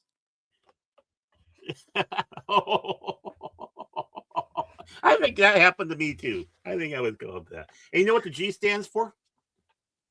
Goober? Walter. No, Walter. Uh, Don't try to figure it out. It's Dobie Gillis. Yes. it says about Inside Out 2, the results were undeniable. Inside Out 2 became a massive hit, crossing the 1 billion mark at the global box office and restoring Pixar's reputation after several uneven years. Profitability versus messaging. Taken together, the situation raises a question Hollywood increasingly appears to be grappling with. Are studios beginning to prioritize profitability again? For Disney and Pixar, the stakes are enormous. Animated films routinely cost well over $150 million to produce, with global marketing campaigns pushing the total investment far higher. When those movies fail, the financial damage can be staggering, and don't count on the theme parks always cushion you, because even the theme parks are struggling. Right. Especially, this movie tanked. Up the fees. Mm-hmm. Docter's remarks hint that Pixar leadership may be reevaluating how to balance social messaging with storytelling that appeals to the widest possible audience. Whether that shift becomes a long-term strategy or merely a temporary adjustment remains to be seen. But after several expensive misfires, Pixar now seems to be asking a question that Hollywood ignored for years. What do audiences actually want to watch? Well, they know. They know. Deep down, they know. They know. I mean, Star Trek fans are rejecting the current state of Star Trek. Mm-hmm. Yeah, fuck you, Jonathan Frakes. You're one of them. Mm-hmm. Yeah, people have obviously, as you could see by box office numbers, especially for Hopper, the most recent one, are rejecting Pixar as it is. They're rejecting Disney films as they are. Yes, there are some exceptions, Inside Out 2 being one of them. Mm-hmm. Yeah. And I don't even know what this Hopper, I mean, other than the fact that some girl downloads herself into a furry creature, a beaver. Yeah. Oh my, you could have picked the better creature than that for the girl to be, go into. I mean, we got some Freud issues here at Pixar. But I mean, other than that, I really don't know what it's Elmira Fudd running around going, puppy, to everybody. I'm gonna love you and hug you and squeeze you. Squeeze you. Yeah, exactly. It's like, I don't know. And there's the king of the beavers. So it's like, is this like Brazzers? I mean, I don't know. Jeez. But the thing is, this might be that perfect type of film, but is it too late right now for Pixar to get somebody viewing at this time after their last two forays? And I mean, no one talks about Soul. No, and that's sad because that movie was actually good. When I had Disney Plus, I watched it. Right. I mean, it's like, okay, so push it off to the side. Let's not try pushing it. We got something here for the LGBT plus whatever community. Now I'm not joking. I want a BLT sandwich. That sounds good with some. I have a long time since I had one of those. But it's like, yeah, you don't need to change formula. You just got to go back and make what worked. Mm-hmm. Right. Just like Coca-Cola. This. At least some people think it was a full-fledged scheme, publicity scheme. I don't think so myself. I think they were that stupid. But it's like they went to the new formula. Nobody liked it, so they went back to the old formula. They didn't have to change a damn thing except going back to what they had.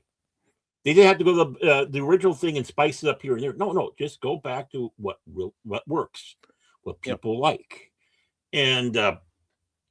And by the way, the new Coke is still around out there in the world. It's known as Coke 2 in some countries, and Stranger Things tried to bring it back for a little temporary time, which I wish I would have found out and got me a can or two. I didn't think it was that bad.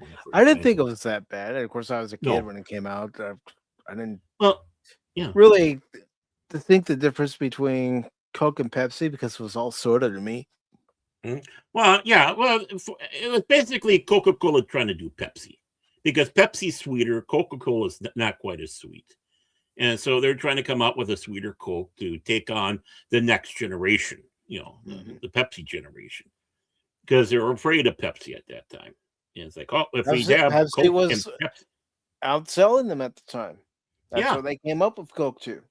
Yeah, because they cheated and had Michael J. Fox in their commercials. And that's the only reason why. And I hold myself to that. No, I don't. Well, don't forget, Billy Crystal was also in Pepsi commercials for Diet Pepsi. Of course not, darling. Don't be ridiculous. And You that are Pepsi marvelous. Clear. Yeah, and that Pepsi Clear, too. Let's not forget he did that. Yep. When everyone wanted to do their clear bullshit. Having colors in there is it's like, no. When they tried doing clear beer, it's like, no, you realize the colors come from the grains and the hops and all that stuff. It's all natural. You take away that, then it's not natural. You hunyucks. So they gave us Zima instead. And Zima's not even around anymore. No, well, it will be in the 23rd century. Yeah, which 23rd century? Babylon 5. Come 5. on. Yeah, you see all those signs for Zima on there. Come on, dude. I knew the answer. You heard me say it. I know. I'm just adding to it. I'm adding to the fun. It's like having a Pan Am in Blade Runner.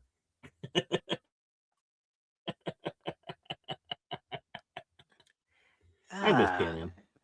Yeah. But I think the real question that comes from all this, what do you think Dwayne Hickman and Bob Denver would have thought of us using Dobie Gillis references in the story? I just, I think they would have been shocked and amazed.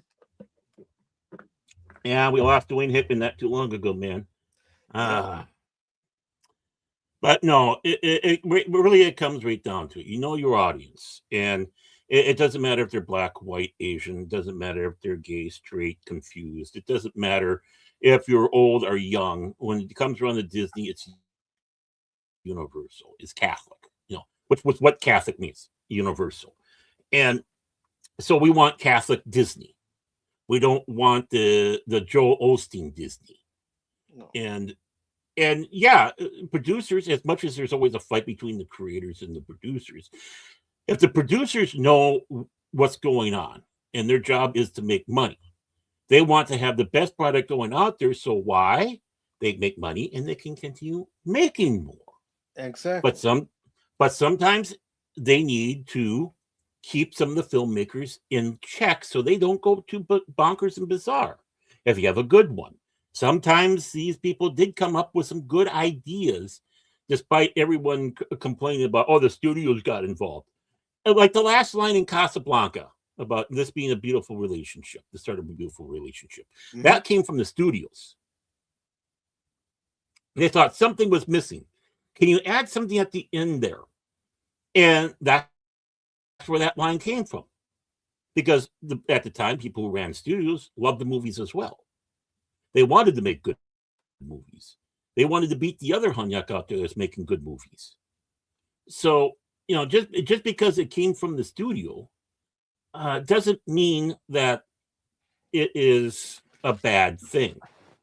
I mean, yeah, and the other way around too. Just because you're a filmmaker doesn't mean, you're going to buck the studio because of what, trip you're on, ego trip, and realizing that you're making a horse bedongled mess and you're trying to be reeled in. It's like, come on, you're creative, but come on, calm down. Calm down. Calmer than you, man. No, calm down.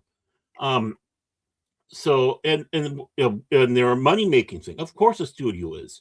How else are you going to make other films if you don't make money?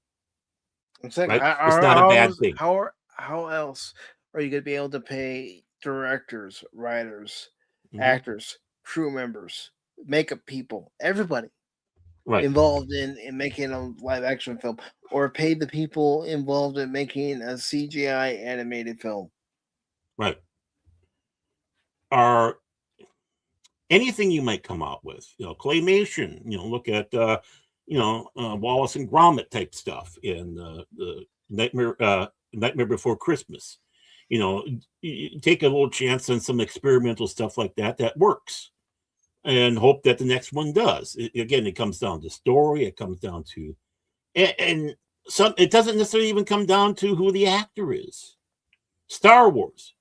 Who heard of Mark Hamill, Carrie Fisher, and Harrison Ford? Nobody knew who they were. No, nobody did. They might have recognized Carrie Fisher from being the kid of Eddie Fisher, right?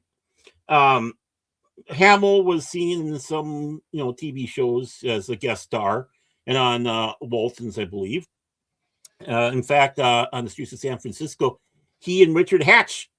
He was a guest star when Hatch was on the show. So here you see Luke and Apollo together. It's like, wow, that's a realistic scene. Mhm. And Mark Hamill, and Harrison Ford, he had small parts. He was geefing, doing some theater, doing some carpentry work, doing some geefing. So no one really knew what it is. That's why they wanted someone like Alec Guinness to come in and give some gravitas, which wasn't a word used back then. But a lot of us really identified with Tarkin because, hey, that's Peter Cushing. Hey, it's Peter Cushing. Because we recognized him more than anything else from all the Hammer films. So, so you have this film with loaded with nobodies except for two people. And what happens? Boom. Now it's believed that you have to have all these superstars to make your film go boom, when that's not the case. It only inflates your budget. You just have to find actors and actresses that are capable to walk around the set and say their lines. Let's face it, Mark Hamill is not the best actor in the world, hardly. But yet he became Luke Skywalker. Yeah, he kept 3 films. He became an icon. Right, exactly, and out of nothing. Harrison Ford really shot to stardom with Indiana Jones. Yeah, he was already hot being Han Solo, but once he got Indy, boom, that was it. That launched his stardom. Because it showed people that he can act. He can actually carry a movie with his name alone and its portrayal of the character. Right. He even was supposed to be Tom Selleck originally.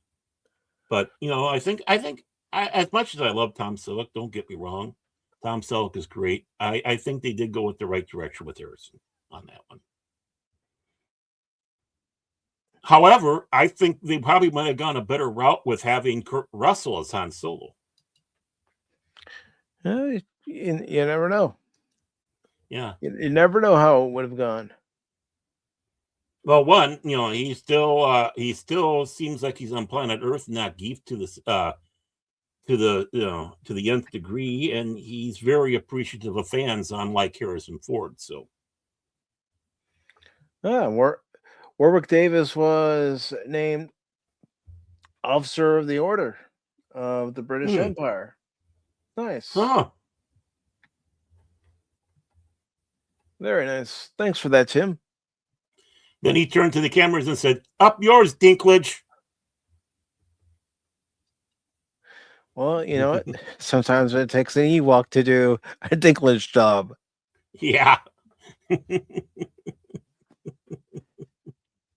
besides, he was also Willow, so. Yeah, he was Willow, yeah. And there was only the movie, folks. Only the movie. Go to Disney Plus. They don't even acknowledge it. They don't even acknowledge it. Well, there is no other Willow. There's just this Willow. Again, Mandela effect. Somebody said something about a possibility that there might be a TV show out there, but yet you go to Disney Plus and you don't find it anywhere. Darren. So obviously, what? Darren, There was a TV show. It was so bad that even Disney themselves can't acknowledge it anymore. Mandela effect. Mandela effect. And I'm sticking to that. It helps my sanity. All right. You do you. You do you. I do me. I do me. Trust me. The whole world will feel better. Did you know that they actually did make a book series? I think it was a trilogy series on the princess No. from Willow. Yeah, they did. I never read it, but I know it's actually out there. And when they were talking about doing this Willow series, it's like, you know, you got a perfect thing there. You got these books that Lucas made official and said, hey, go out there and you know, make these books and let us know what's going on. You know, what, 20 years later after Willow. Very nice. Well, speaking of movies, I'm doing a little shuffling with some of our watch parties for this year. Some that I had already announced, I'm shuffling them to different time periods, and because I've been thinking in May we're still gonna watch Seven Psychopaths because I still think that's a movie that not too many people actually saw. So I want to bring it to their attention and get everybody's thoughts and opinions on it. I liked it, but I don't know if everyone else is going to like it. But I was thinking in May we would watch Fellowship of the Ring. Mm-hmm. Da, da, da, da, da, da, da. Da, da, da, da, da, da, da, da. And then I was thinking for June, we watched The Patriot and Full Metal Jacket. The film that really launched Arlie Ermey's far too short career. Mm-hmm. And then in July, Born on the 4th of July, it's still going to be the first movie of the month. The second movie of the month is going to be Hacksaw Ridge. Mm-hmm. Now, for August, I'm shuffling that around back and forth, because I haven't fully decided which one's going to stay, which one's going to go now. Should it stay or should it go now? But I'll let you all know what's going to be coming up in August. I got to pull up my list. I don't even want to think about August yet. Well, I want to have this all ready for the rest of the year. So I know you're a good planner. Yeah, you got the roadmap. You're a good planner. You're a good planner. You're a good planner. I don't know. I'm barely surviving the first month of this year. Crawled into the next month. And now heavily limping into this month. And now you're going, yes. It's like, what shape am I going to be in, man? I feel like the coyote, man. Well, I'll fall off the cliff by then.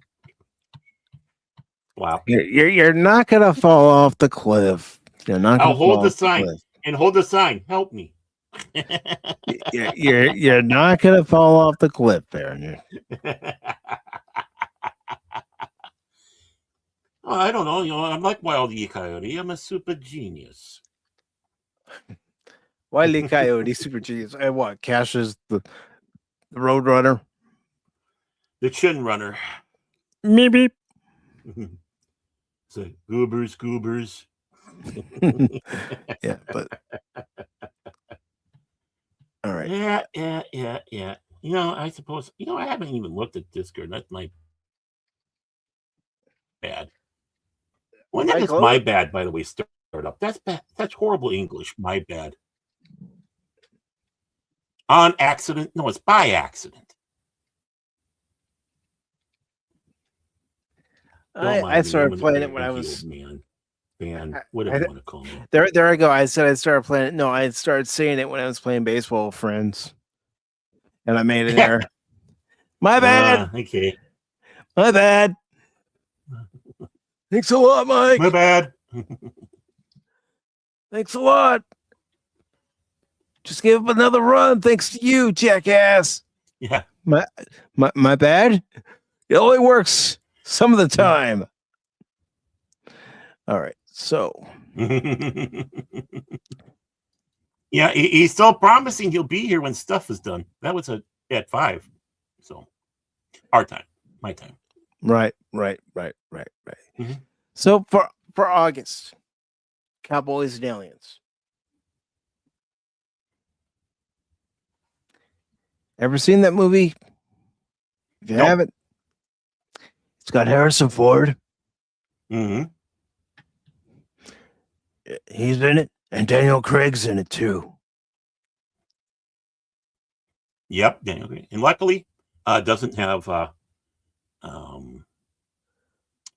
Alex. Forget it. He's not worth bringing up.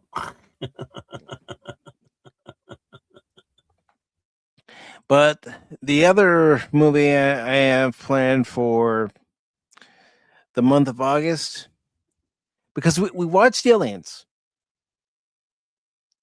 I was Yep. thinking that we would watch the original Alien for August. I'm scared now. Scared. Oh, don't worry. Don't worry.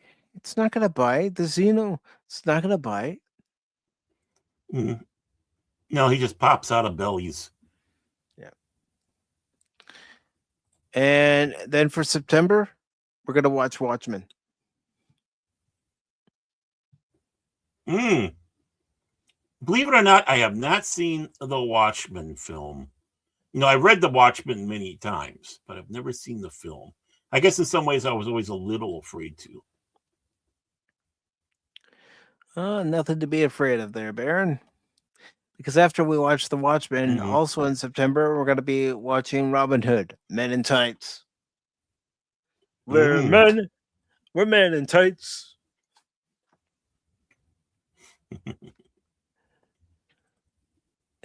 And for October, well, we got a few movies that we were talking about last year. One of them being Christopher Lee's Dracula. Yeah, which one? That's the tough decision. Yeah, I know. And then I was thinking we could watch the original Friday the 13th.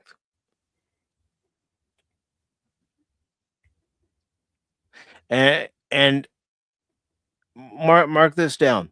Come back to this episode. Okay.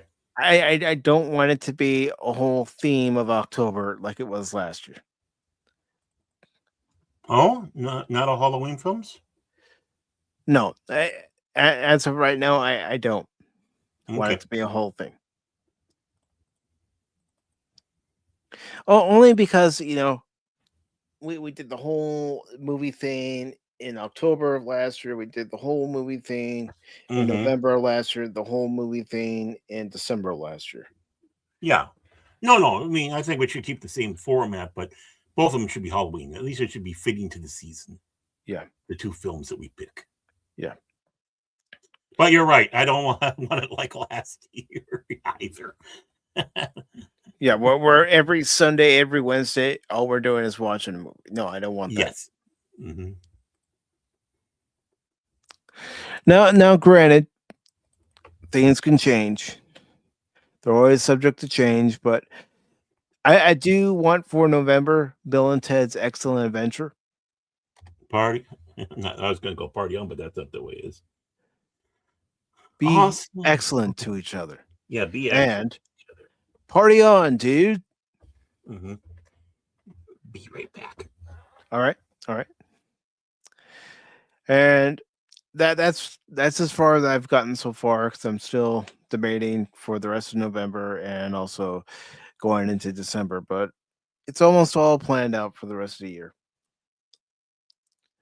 But of course, I am going to look and see if there are any other news stories, just real quick, just to see if there's anything else that Baron and I can opine on.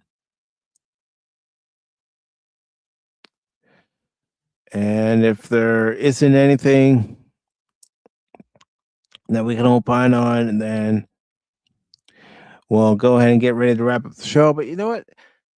Since you gave us that mirror article, Tim, let's go ahead and opine on that. So I know Baron still has his headphones, so we can definitely listen to that. And here we go. I'm not going to play any kind of transition video for it. I'm just going to bring it up and I'll share the link.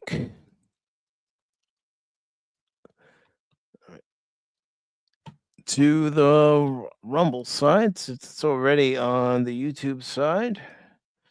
Okay, let's make this a little bigger so the folks at home can read this as well. All right, so this is from the Mirror. It's by Victoria Johns. And it says Warwick Davis beams as he is honored with the OBE from Prince William. Actor Warwick Davis has been appointed an officer of the Order of the British Empire and was awarded the honor during an investor at Windsor Castle. And it was today. It says Warwick Davis beamed with pride today as he received his OBE from Prince William. The much-loved actor, who's 56, has been awarded the honor for his significant contributions to drama and charity.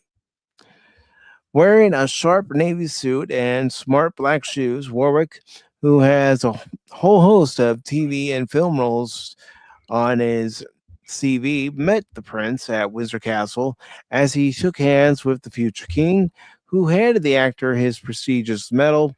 Warwick was joined for the celebration by his daughter, Annabelle, 27, and son, Harrison, 21, who proudly watched their beloved dad receive his very dignified honor.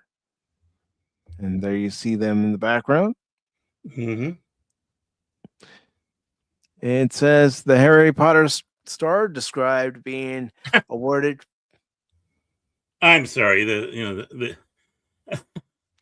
I guess I still remember him Star Wars. I don't know. I was going to say I would have said Star Wars or Willow. Yeah, but I suppose they gotta be chick, or hip or whatever. The Harry Potter star described being awarded with the OBE as quite recognition of the work that he's done. Speaking to the Times Radio, Warwick said it's a very dignified honor. It's not like a BAFTA. It's not big and shiny and show busy. It's a quiet recognition of something that I've done in my past, my contribution to drama or entertainment, and the charity work I've done.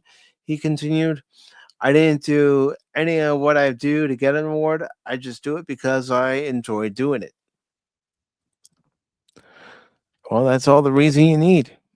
Yeah. Exactly. Why do you need awards for? If you're appreciated by the right people and you enjoy what you're doing, that's enough.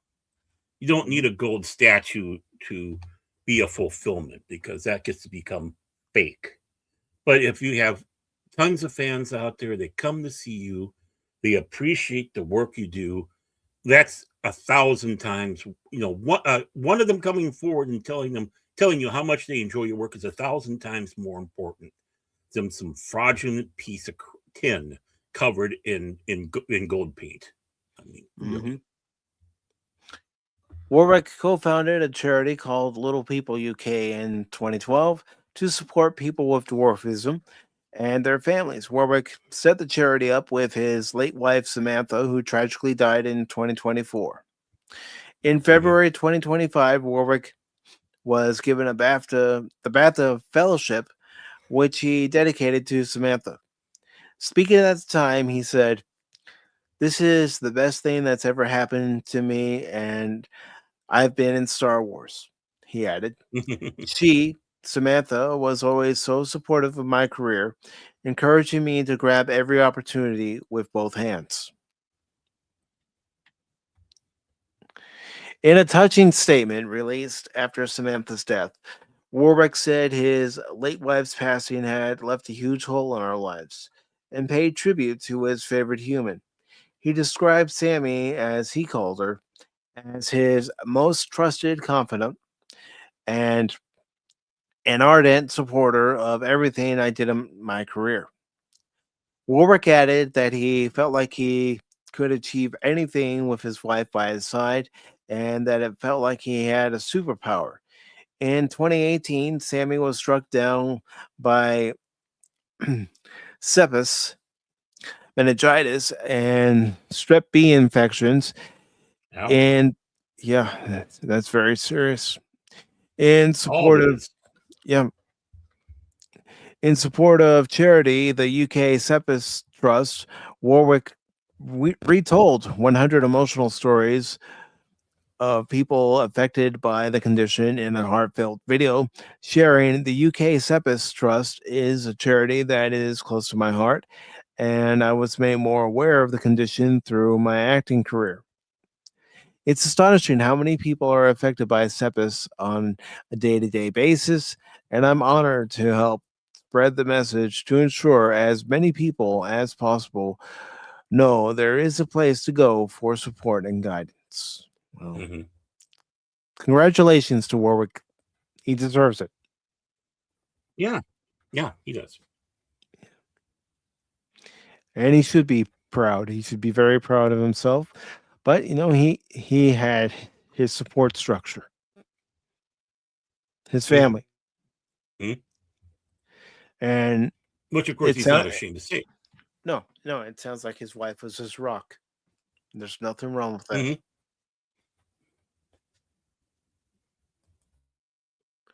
So again, congratulations to him. It's a great honor for him. And Tim, thank you for sharing that story. Mhm. You know, the guy's about my age, a little bit younger than me. Of course, Prince William the Terrible there is far younger than us. Mhm. And, getting that award, and I'm sure he's very happy he's getting it from, getting it from Jamie Crickets. And I was complaining about English earlier. Getting it from the prince and not the king. I think a lot of people are that way, but yeah, a giant among giants. That's what he is. He is, and again, he should be proud of his career, how far he's come. Hmm. Yeah. And the fact that, it's not just Star Wars that gave him that career, it's other movies. Right. Like Willow. Hmm. I mean, heck, how many people realized it was him in the first Leprechaun movie? Yep. Well, first I think I think it was in many of them. Yeah. I can't Well, remember how many there were. I'm just saying the first. Yeah. Yeah.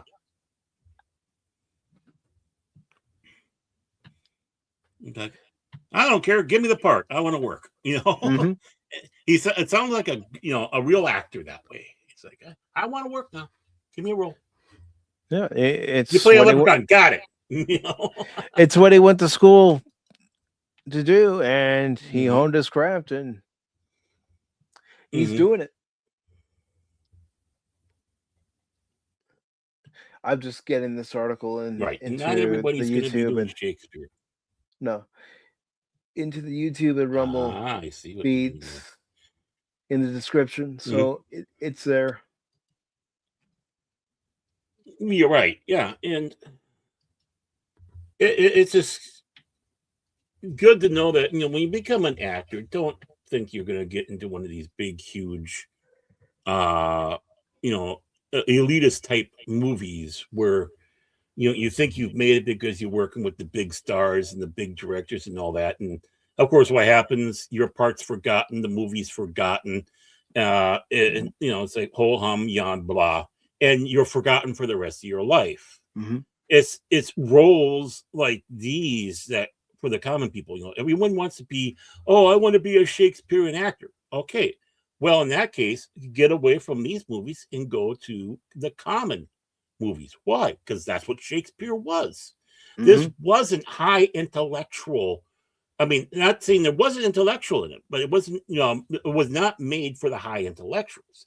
It was made for the common person uh, down on the streets in London and they would come and watch this and laugh, hoot, and holler, and of course, learn something because again, there wasn't all Shakespeare is not stupid stuff, but it wasn't intended to be highbrow, right?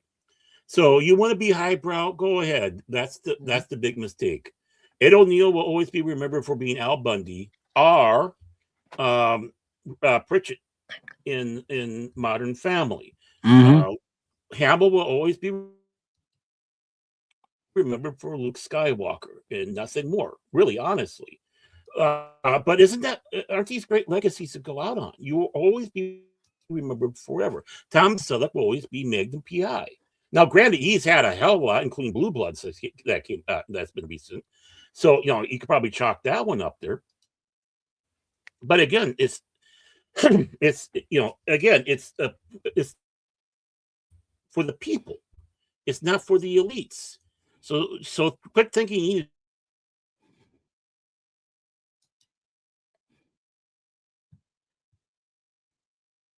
Still there, Baron? the VA never won an Academy Award. Never. Newhart never won an Emmy Award until Big Bang Theory. And that was towards the end of his life. You know he got cheated, especially for his stuff on He should have so if it's won all for about Bob Newhart and the Newhart Show. Yeah, both of them. Exactly. And again, if it's chasing awards and being accepted into the creme of the snooty elitists, you're doing it wrong. If you're going out there to make a movie and a paycheck, because you got to live, right? Right. And it's somewhat of a decent film, obviously you don't want to go for a stinker, but something that it would be quote unquote outside the dignified. Oh, you mean I'm going to be doing a children's movie? Well, you know what happens with children's movies? These children recognize you. And as they grow older, they see you in other roles. And it's like, oh, look, it's so-and-so from so-and-so. Let's go see it, right? And then you get this following of people. Perfect example for that, it's Baron? because you... Perfect example for that is Christopher Lloyd. Yeah, I knew him from Taxi, but when I saw him in Back to the Future, that's what I associated him with, is Back to the Future, not Taxi. And it's all because of his I've portrayal seen him in of Taxi. Doc I Brown. haven't seen him in The Legend of the Lone Ranger. Yeah. I mean, for me, seeing him in Taxi, then we saw The Legend of the Lone Ranger, and he was the bad guy in Legend of the Lone Ranger. And my dad goes, yeah, that's Reverend Jim. It's like, nah, what?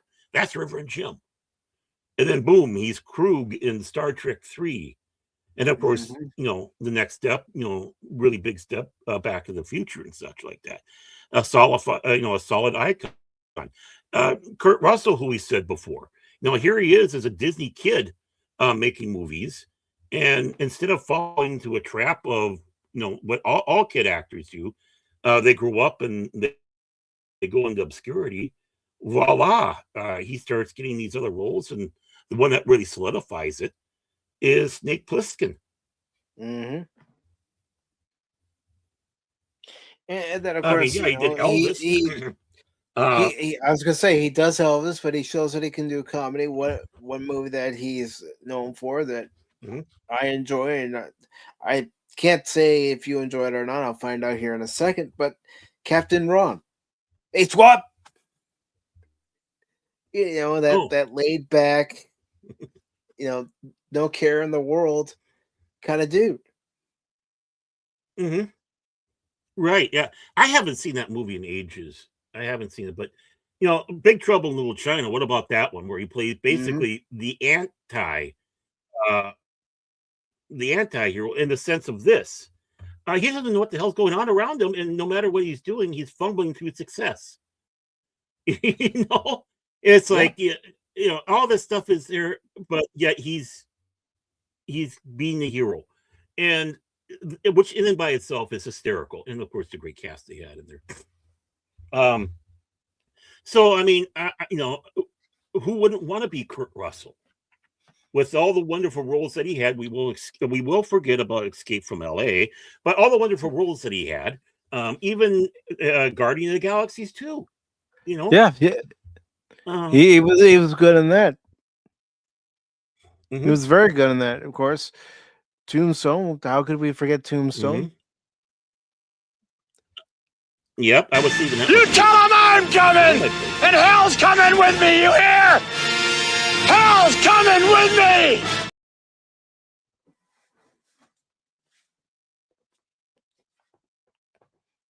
Oh, okay, there we go. Mike's back. Wasn't he in a movie, not a really higher buck movie or whatever, a minor league baseball movie?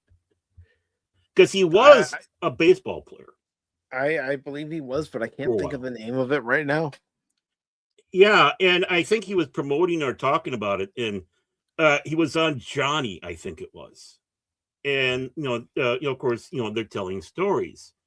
And they said, yeah, a lot of crazy things happen, with baseball and baseball players, especially when you got these smaller leagues, these minor leagues and all that. Mhm. He said, yeah, we went out there intentionally, got one of our fellow players an STD. Like, made sure that the woman had it and all that. Obviously one that could be cured with some penicillin, but it's like, yeah, we got him an STD, and boy, was that funny. And the people wonder, is some of the stuff we see in movies true? Yes. Some things, it comes to the point, the more outrageous it seems to be, the truer it is. I was gonna say there's a lot of truth in it. Yeah. So, I mean, I think William Shatner has come to terms for being Captain Kirk, because he does realize now that is the pinnacle, the icon that he is, amongst other things. T.J. Hooker being one of them, but not as high. Some of his movie performances, but really, to all these people out there, he's Captain James D. Kirk. Captain James He's T. their Kirk hero. of the Starship Enterprise. This is my first officer, Mr. Spock, Dr. McCoy. Yes. And there's nothing wrong with an actor, being known for one particular role. Yeah, the actor is going to say differently. Right. And like you said with William Shatner, he accepts that, Star Trek will always be a part of his legacy, just like Leonard Nimoy. Right. Learn to accept that he is Spock. Right. I mean, you're going to be remembered all your life. Your name will never go to dust, especially if we get rid of Kurtzman, who's been trying to bury these names. Yeah. And thank God we got William Shatner still around to make sure that doesn't happen. And we have, well, what was I going to say here? Kirk, Spock. No, being the one. No, I mean, just like we are saying before about Bob Denver, he's always known for being Gilligan, but there's some of us that still remember him for being Maynard G. Krebs. It's like, so it's like, these people have been around. These people have careers. Eve Arden will always be our Miss Brooks. Always.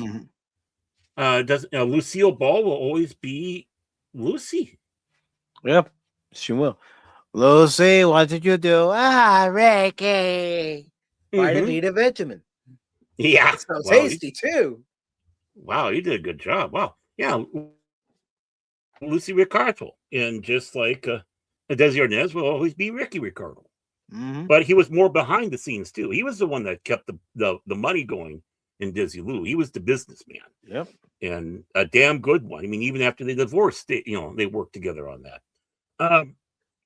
But if you get one semblance of a role where you'll always be remembered, get on your knees and thank whatever gods or the stars or whatever it is that you got that.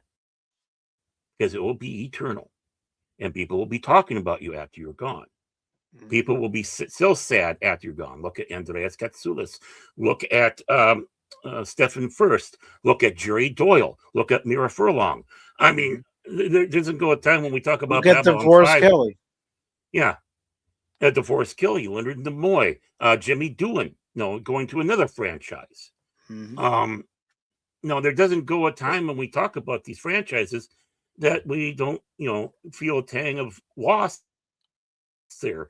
Peter Mayhew, Kenny Baker, Peter Cushing, Alec Guinness. You were reading my mind. Yeah, and of course, Carrie Fisher. William Hartnell, Patrick Troughton, John Pertwee, Elizabeth Sladen. Just to name a few right there. I mean, for Doctor Who. It's like, William Hartnell will always be remembered for being Doctor Who. Yeah, he was in Carry On films, and he was heavy in film. Well, he was only in one, but Carry On film. But the first one with Kenneth Williams, who was in many of them. But I mean, we're always going to remember Burt Reynolds, Elizabeth Taylor, Jessica Tandy. Oh yeah, Burt Reynolds is always the bandit, man. Always the bandit, man. It doesn't mean there wasn't roles that we didn't appreciate otherwise, other than that, But when it comes down to it, he's the bandit, man. Or he was in Gator 1 and 2, as Archer likes to point out. I mean, Sally Field. We'll always remember her. Peter Graves, Mission Impossible. Martin Landau, again, Mission Impossible, Space 1999. It's like, you of course, he really got a boost for playing Bela Lugosi and Ed Wood. But still, he was already still known. He was still known and beloved by us. You go to many of the cast of, because I don't know, I can't remember their Garth Thomas, I believe, who played Blake. Him being gone. Peter Darrow, what was his name? I can't remember, but as Avon. And forgive me, Blake 7 fans. I watched the series. I love the series. It's just, I'm terrible with names sometimes. But no, he's gone, and so we miss him. Especially his great performance in that show. Jeremy Brett, he'll always be Sherlock Holmes to us. Always. Even it's like Cumberbunch might think he can try to get beyond there, but no, it's Jeremy Brett. He's our Sherlock Holmes. He's the best Sherlock Holmes ever, hands down. And if that's the one thing that you are remembered for, be thankful, because all these people are dead, and we've said their names, or tried to say their names, and we remember them fondly, and we watch their performances over and over again. The year Star Wars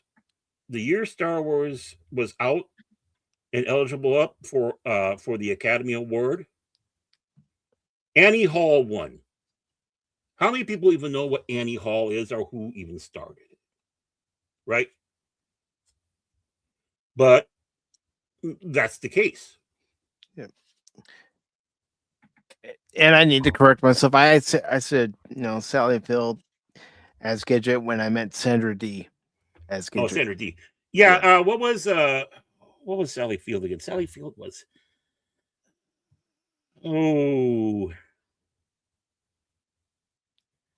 She was in that, it's a TV show it's similar to that. And I just hate. I'll look it up. Well, it's like Mary Tyler Moore. She had a double whammy with Mary Tyler Moore show and the Dick Van Dyke Show, but she was also in. What was that? She all you ever saw were her legs and heard her voice. It was one of the detective shows. And that's where she got her start. Moved on to, of course, Dick, and then went on to Tyler Moore. All I'm looking at Sally Field's IMDb for the TV series that she was in. Yeah, yeah. Of course, I have Welcome to to Memory Lane on Pop Talk. I have to go Yeah, all the way Flying down. Nun. Flying Nun. Yeah. Thank you, Tim. But yeah, you know, I was right too, because she was also Gidget.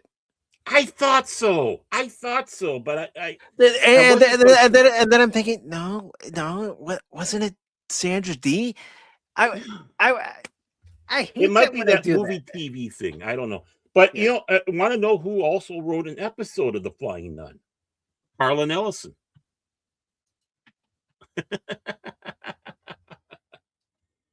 Mm-hmm. And see, that's just it. Harlan Ellison's name is going to be remembered forever for all the stuff he did, particularly being a pain in the ass.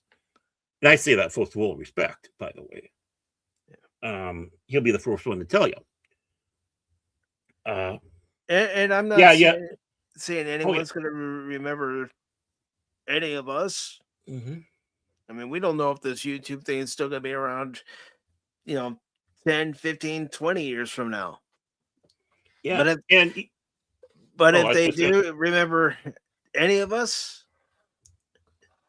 I hope they find our humor to be just that, humor. Yeah. And Tim, I'm ashamed of this, but of course, Tim pulls out Orson Welles and Basil Rathbone, again, two greats. Errol Flynn, what giants they were. Clark Gable, right? Gone with the Wind, boom. There you have it. Orson Welles, of course, known for on radio for the Mercury Theater on the Air, the War of the Worlds, and being the Shadow, and then the Citizen Kane and Touch of Evil. And whatnot, of course, his booming voice and Paul Masson will serve no wine before it's time. And Basil Rathbone, being opposite of Errol Flynn many times, trying to dodge Errol Flynn's drunken sword flailing, while Basil Rathbone was an expert fencer and fighter, stage trained. But all the roles that he had, whether he was a good guy or a bad guy, including being Sherlock Holmes. Mm-hmm. But such legendary talents. James Dean. I mean, really, talk about a man's career. A life cut short. Well, yeah. I mean, his career shot after he died. Only one film of his was released before he died, and the other two were afterwards. Mm-hmm. Mm-hmm. Lon Chaney Jr., Mel Blanc, Boris Karloff, Peter Lorre,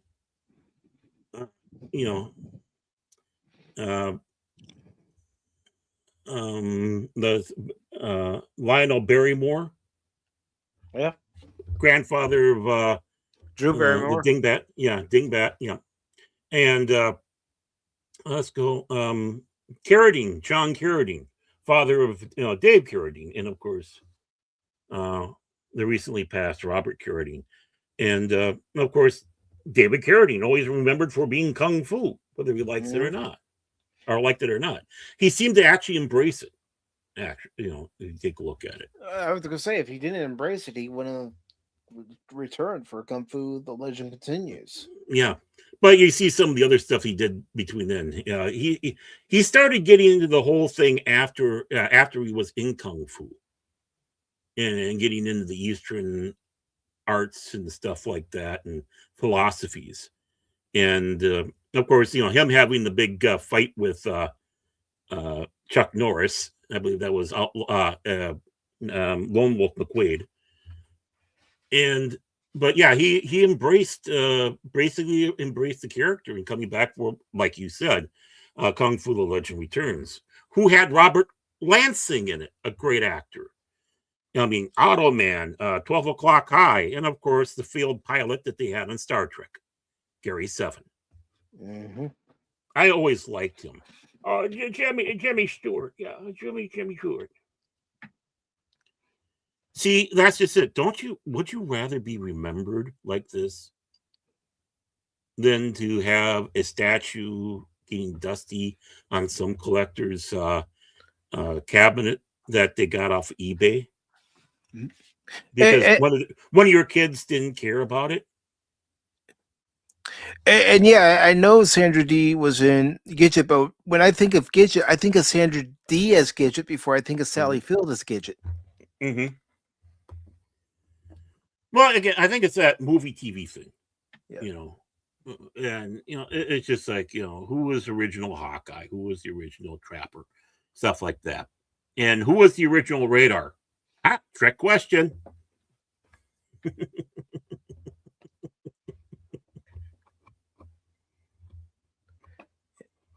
But even those people have passed, or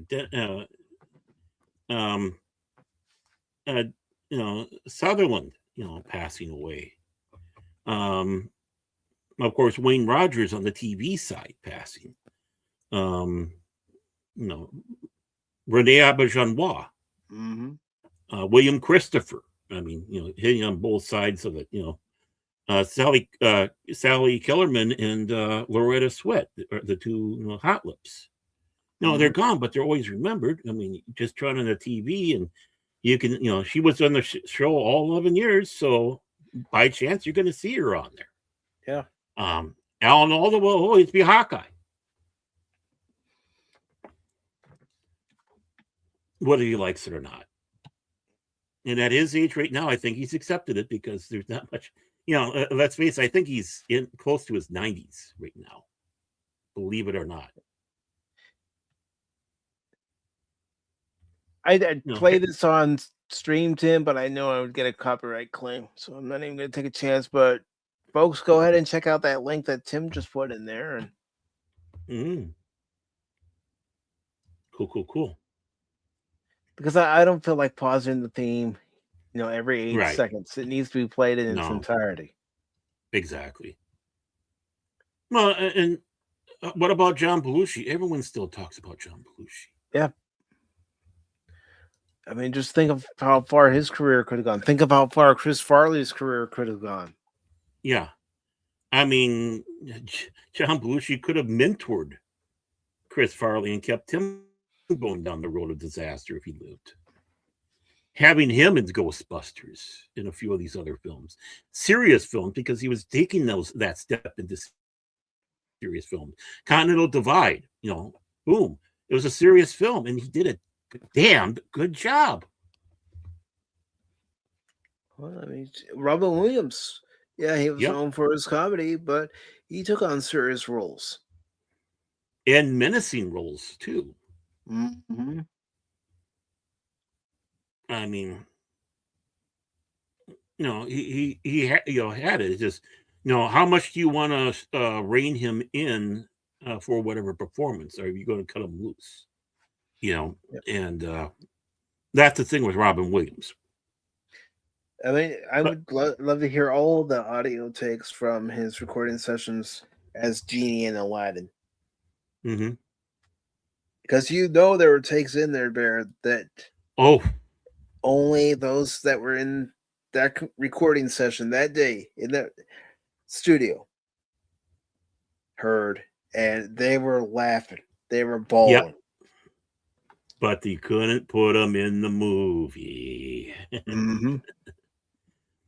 River Phoenix, in my opinion, and this is not being mean, I think his the big thing was unfortunately his passing. Yeah, I know what Eating Gilbert Grape he was in with Depp, if I'm right, and of course he was young Indiana Jones in the Last Crusade. But yeah, he was. I think, and his big prominence, sadly, and it's sadly for many people, was his passing. How he went, outside of the Viper Club, and of course, then subsequently his brothers rise in his career.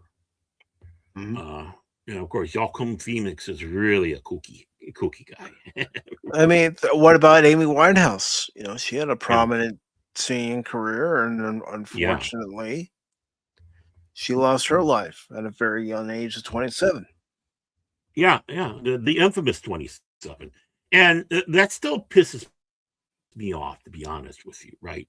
Because I'm not a huge fan of Amy Winehouse for no other reason that I never really heard much of her stuff, to be honest. Or if I had, I didn't know it was her. So I mean, I'm not getting critical about her abilities. Obviously, she had to have them to get where she was in recognition. But she had those demons attacking her constantly with her addictions. And the Hollywood press out there, and the way they were kind of rooting it on. So, she eventually would destroy herself because, of course, news. And then she dies, and all of a sudden the fake tears come. Like, oh, poor I Amy always Winehouse. loved Why her. do we know? Yeah, how if we only knew? It's like, The bitch, signs please. were already there. Yeah, you were not helping matters much. You were not helping. In fact, you were feeding into it, what she didn't need. And yeah, so I feel terrible about her with that whole thing. You know, the enabling was immense, and you don't hate the media enough. You just don't. No. And like I said, this is coming from someone who really can't say, one way or another about being a fan, and it's not a cruel thing. Well, Kurt Cobain, they're trying to decide if that was truly a suicide or if it was murder. John Lennon, of course, George Harrison, what was it? Brain cancer? I can't remember what got George again. I thought it was cancer, but I don't remember. Yeah, it was cancer, but I couldn't remember exactly. Yeah. But, yeah, we lost him. Of course, John being still a young man when he went. Kurt Cobain. Rear Window with James Stewart. Yeah, with that, which I have to bring up. I know it's not time for promotion, whatever, but if you like Rear Window with James Stewart, please be on the lookout for Pops and I's next video that we did together. Will probably be a week or two, because it usually goes to members first, then to the public. I think you'll like the selection that we had. So, and now that you sat back and said about James Stewart, yeah, is very Hitchcockian without being Hitchcockian. Being Hitchcock, I should say. So. And another video that's going to be premiering on Pops, I think within the next few days, is going to be Pops and I talking about the movie Nobody. Oh, Nobody? Okay. Yeah. Is it like first time watching, or is it going to be talk hard? It's pretty much us saying, best movies of the 2020 so far. And oh, okay. Yeah, a little bit different than Pops and I doing things. Yeah, okay. Which is good. It's good. You don't need to step on my coattails. The ego of one Baron Orman's head. Hey, we got our own things with Pops, and that's great. Yeah. I can hit the old stuff with him. You can hit some of this other stuff that I'm weak with. So, he's got a smorgasbord over here. That he does. Yeah, that he does. And we work cheap too, and we're usually always around. So I mean, well, he asked me if a Tuesday would be good. I said, yeah, I'll be around. And then he told me the time. I said, yeah, I'll make sure I'm around at that time. Of course, I did have to leave to go to the post office because I was expecting something very important to come in the mail. Right. Yeah, we did ours yesterday. So, and it was fun. It was really fun. And we got kind of animated too about it. We were kind of gushing about this movie. And it's one I will guarantee none of you have heard of or seen. Yes. But, Barrett, let's go ahead and wrap it up here. Okay. Wrap us up like kale around Cash's tofu. So, Baron, what do you have coming up, or what's in the pipeline? Well, I basically blew my wad already with that. Other than okay. with you. And like I said, hopefully I can get some other stuff. I've actually been thinking about some stuff I can be putting out there as I was waiting for the pins to dive into me. So yeah, so hopefully I'm getting better. So hopefully we will see some more stuff from the Baron soon, because doggone it, you need to hear from me. It'll be the most important video you'll see that day. Back to you, Mike. Right, and again, I'm glad you're able to be here today. I wasn't expecting you to be here because of your I didn't either. appointment and getting the shot, but I'm glad Yeah, you're able to come in. And yeah, I didn't expect it. You never know. You go like about 20, 30 miles for your shot. You don't know what's all going to go around it, how long you got to wait. Thankfully, that doctor that does this is very fast. And of course, got back, and yeah, starting to suffer a little bit of the side effects, like they say about headaches coming in. Yeah, I can feel that headache coming in and stuff like that. But other than that, I'm sitting down in a chair. My neck doesn't feel so bad, so it's not like I'm sitting here in uber pain, just sitting here at the desk. And it's like, I saw you were alone. I said, doggone it, that's it. Screw you, Cash. I'm going in there and rescuing our buddy Mike. You might not care. I care. But I do care about everybody who was able to stop by tonight. It did seem like it's been a quiet night the last couple of nights on both YouTube and Rumble, as far as streams are concerned. And that's why there's crickets, I hear. Okay. Yeah. But oh, by the way, thank you, Lady Miss. But that's just my observation. It's not just me observing my own channel. It's me going to other channels and going, man, it seems kind of quiet over here tonight. And it's not usually quiet, but I do appreciate everybody being here. Of course, we had Helion stop in. Thank you, Helion. Yep. We had Lady Mist stop in. Thank you, Lady Mist. The Padawannabe. Thank you, Padawannabe. Godzillionaire. And we also had Tim stop in. And of course, I do want to emphasize, and I'm going to keep emphasizing, folks, is please, if you're liking the stream, share out the stream, repost about the stream, hit that like button. Let's get eyes on not only this channel, but other channels too that you watch. Because there are a lot of great creators out there, a lot of great people out there that do their own shows, have their own content, and they should be watched and enjoyed by everybody. You may not be interested in everything that they're talking about at one time or another, but there's bound to be something that they're going to be talking about, or maybe they're having a watch party at some point that you want to stop by and be a part of. So do it. I know I'm getting back into reposting and retweeting people's streams again. I've really slacked off on that. So yes, I am speaking on my own behalf too. Is that there was a time every stream I go by, I would repost it, restream it, and then I started slacking off. And now I'm telling myself, get back in the habit of doing that again. Yes, it's going to annoy some people. What's Pacific doing? Oh, he's reposting about someone else's stream. Yeah, I'm trying to get more eyes on their stream, trying to help them out. And that's pretty much what I'm asking for over here. Is if you like the stream, you like what you see, whether you're watching on YouTube or Rumble, repost, share out the stream, hit that like button. Say, yeah, these guys are crazy, but, get to know them. We are the world.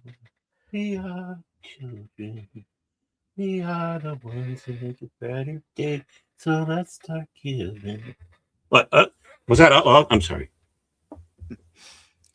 No, and another reason I'm not gonna lie to anybody. I don't have any reason to lie to anybody. Is because I noticed that last night's stream got 66 views, but only 7 likes. So I'm thinking, okay, then there's, people out there. There's at least 58 people out there that didn't like the stream that much. Mm. That's what I was thinking. I haven't had a chance.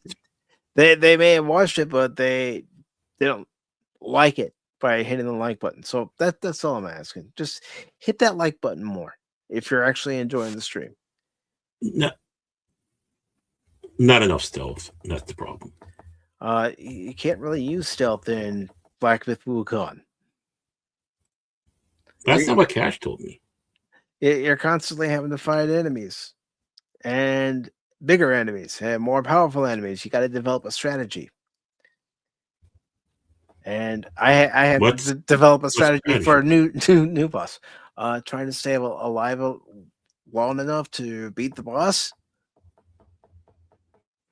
and not give the boss an opportunity to say, "Get out of here." Oh, strategy. Yeah. I never heard that before. Yeah, and well, you probably know it as strategery. Ah, okay. Now I know what you're talking about. Yeah, but as far as what's going to be coming up on the YouTube and Rumble channel for tomorrow night, I'll be playing more Mass Effect. And of course, I'll also try out that demo for Vice Magic City just to see what that's all about. I'm sorry. I just got to laugh at that one. I'm waiting for the lawsuits. Yeah, I've got a feeling Nintendo's going to file lawsuits aplenty. Yeah, I don't think. I mean, they did it against Power World. I know they did. Yeah, I don't think they're going to be bothered. I'd be surprised if Rockstar even did anything, but definitely Nintendo because they're pissants. You know, and it won't matter that the game's free to play. Mm-hmm. They'll say, "Well, we see elements of Zelda here. That's our property." Yeah. What did you get your elements off with too there? Huh? Yeah. Come on. So that'll be coming up tomorrow on both the YouTube and Rumble channel. Then, with it being the 13th on Friday, we're playing more Resident Evil on the Rumble side. And no, that's not behind a premium paywall. That's for everybody who wants to watch to come by and watch. And then, of course, this Saturday, I'll be discussing and watching with all of you yesterday's Enterprise from the 3rd season of Next Generation. And this Sunday, we'll be watching Unforgiven. So that'll be a good movie to watch this Sunday. And then, of course, we've got more games coming up for Tuesday and Thursday of next week, and more Pop Talk coming up as well. Of course, for next Saturday, all channel members are going to be invited on the 21st for our members only stream, but also this Sunday for Unforgiven. If any channel members wish to join us during the watch party on the panel as we watch and discuss the movie, you're going to be more than welcome to. I will put the invite link in probably either after this show or after tomorrow's game stream. But either way, you guys will have a link to join Baron, Cash, and myself as we watch Unforgiven. So until then, everybody, have yourselves a good night, and we will see you all later. Mm-hmm. Autobots, transform and roll out!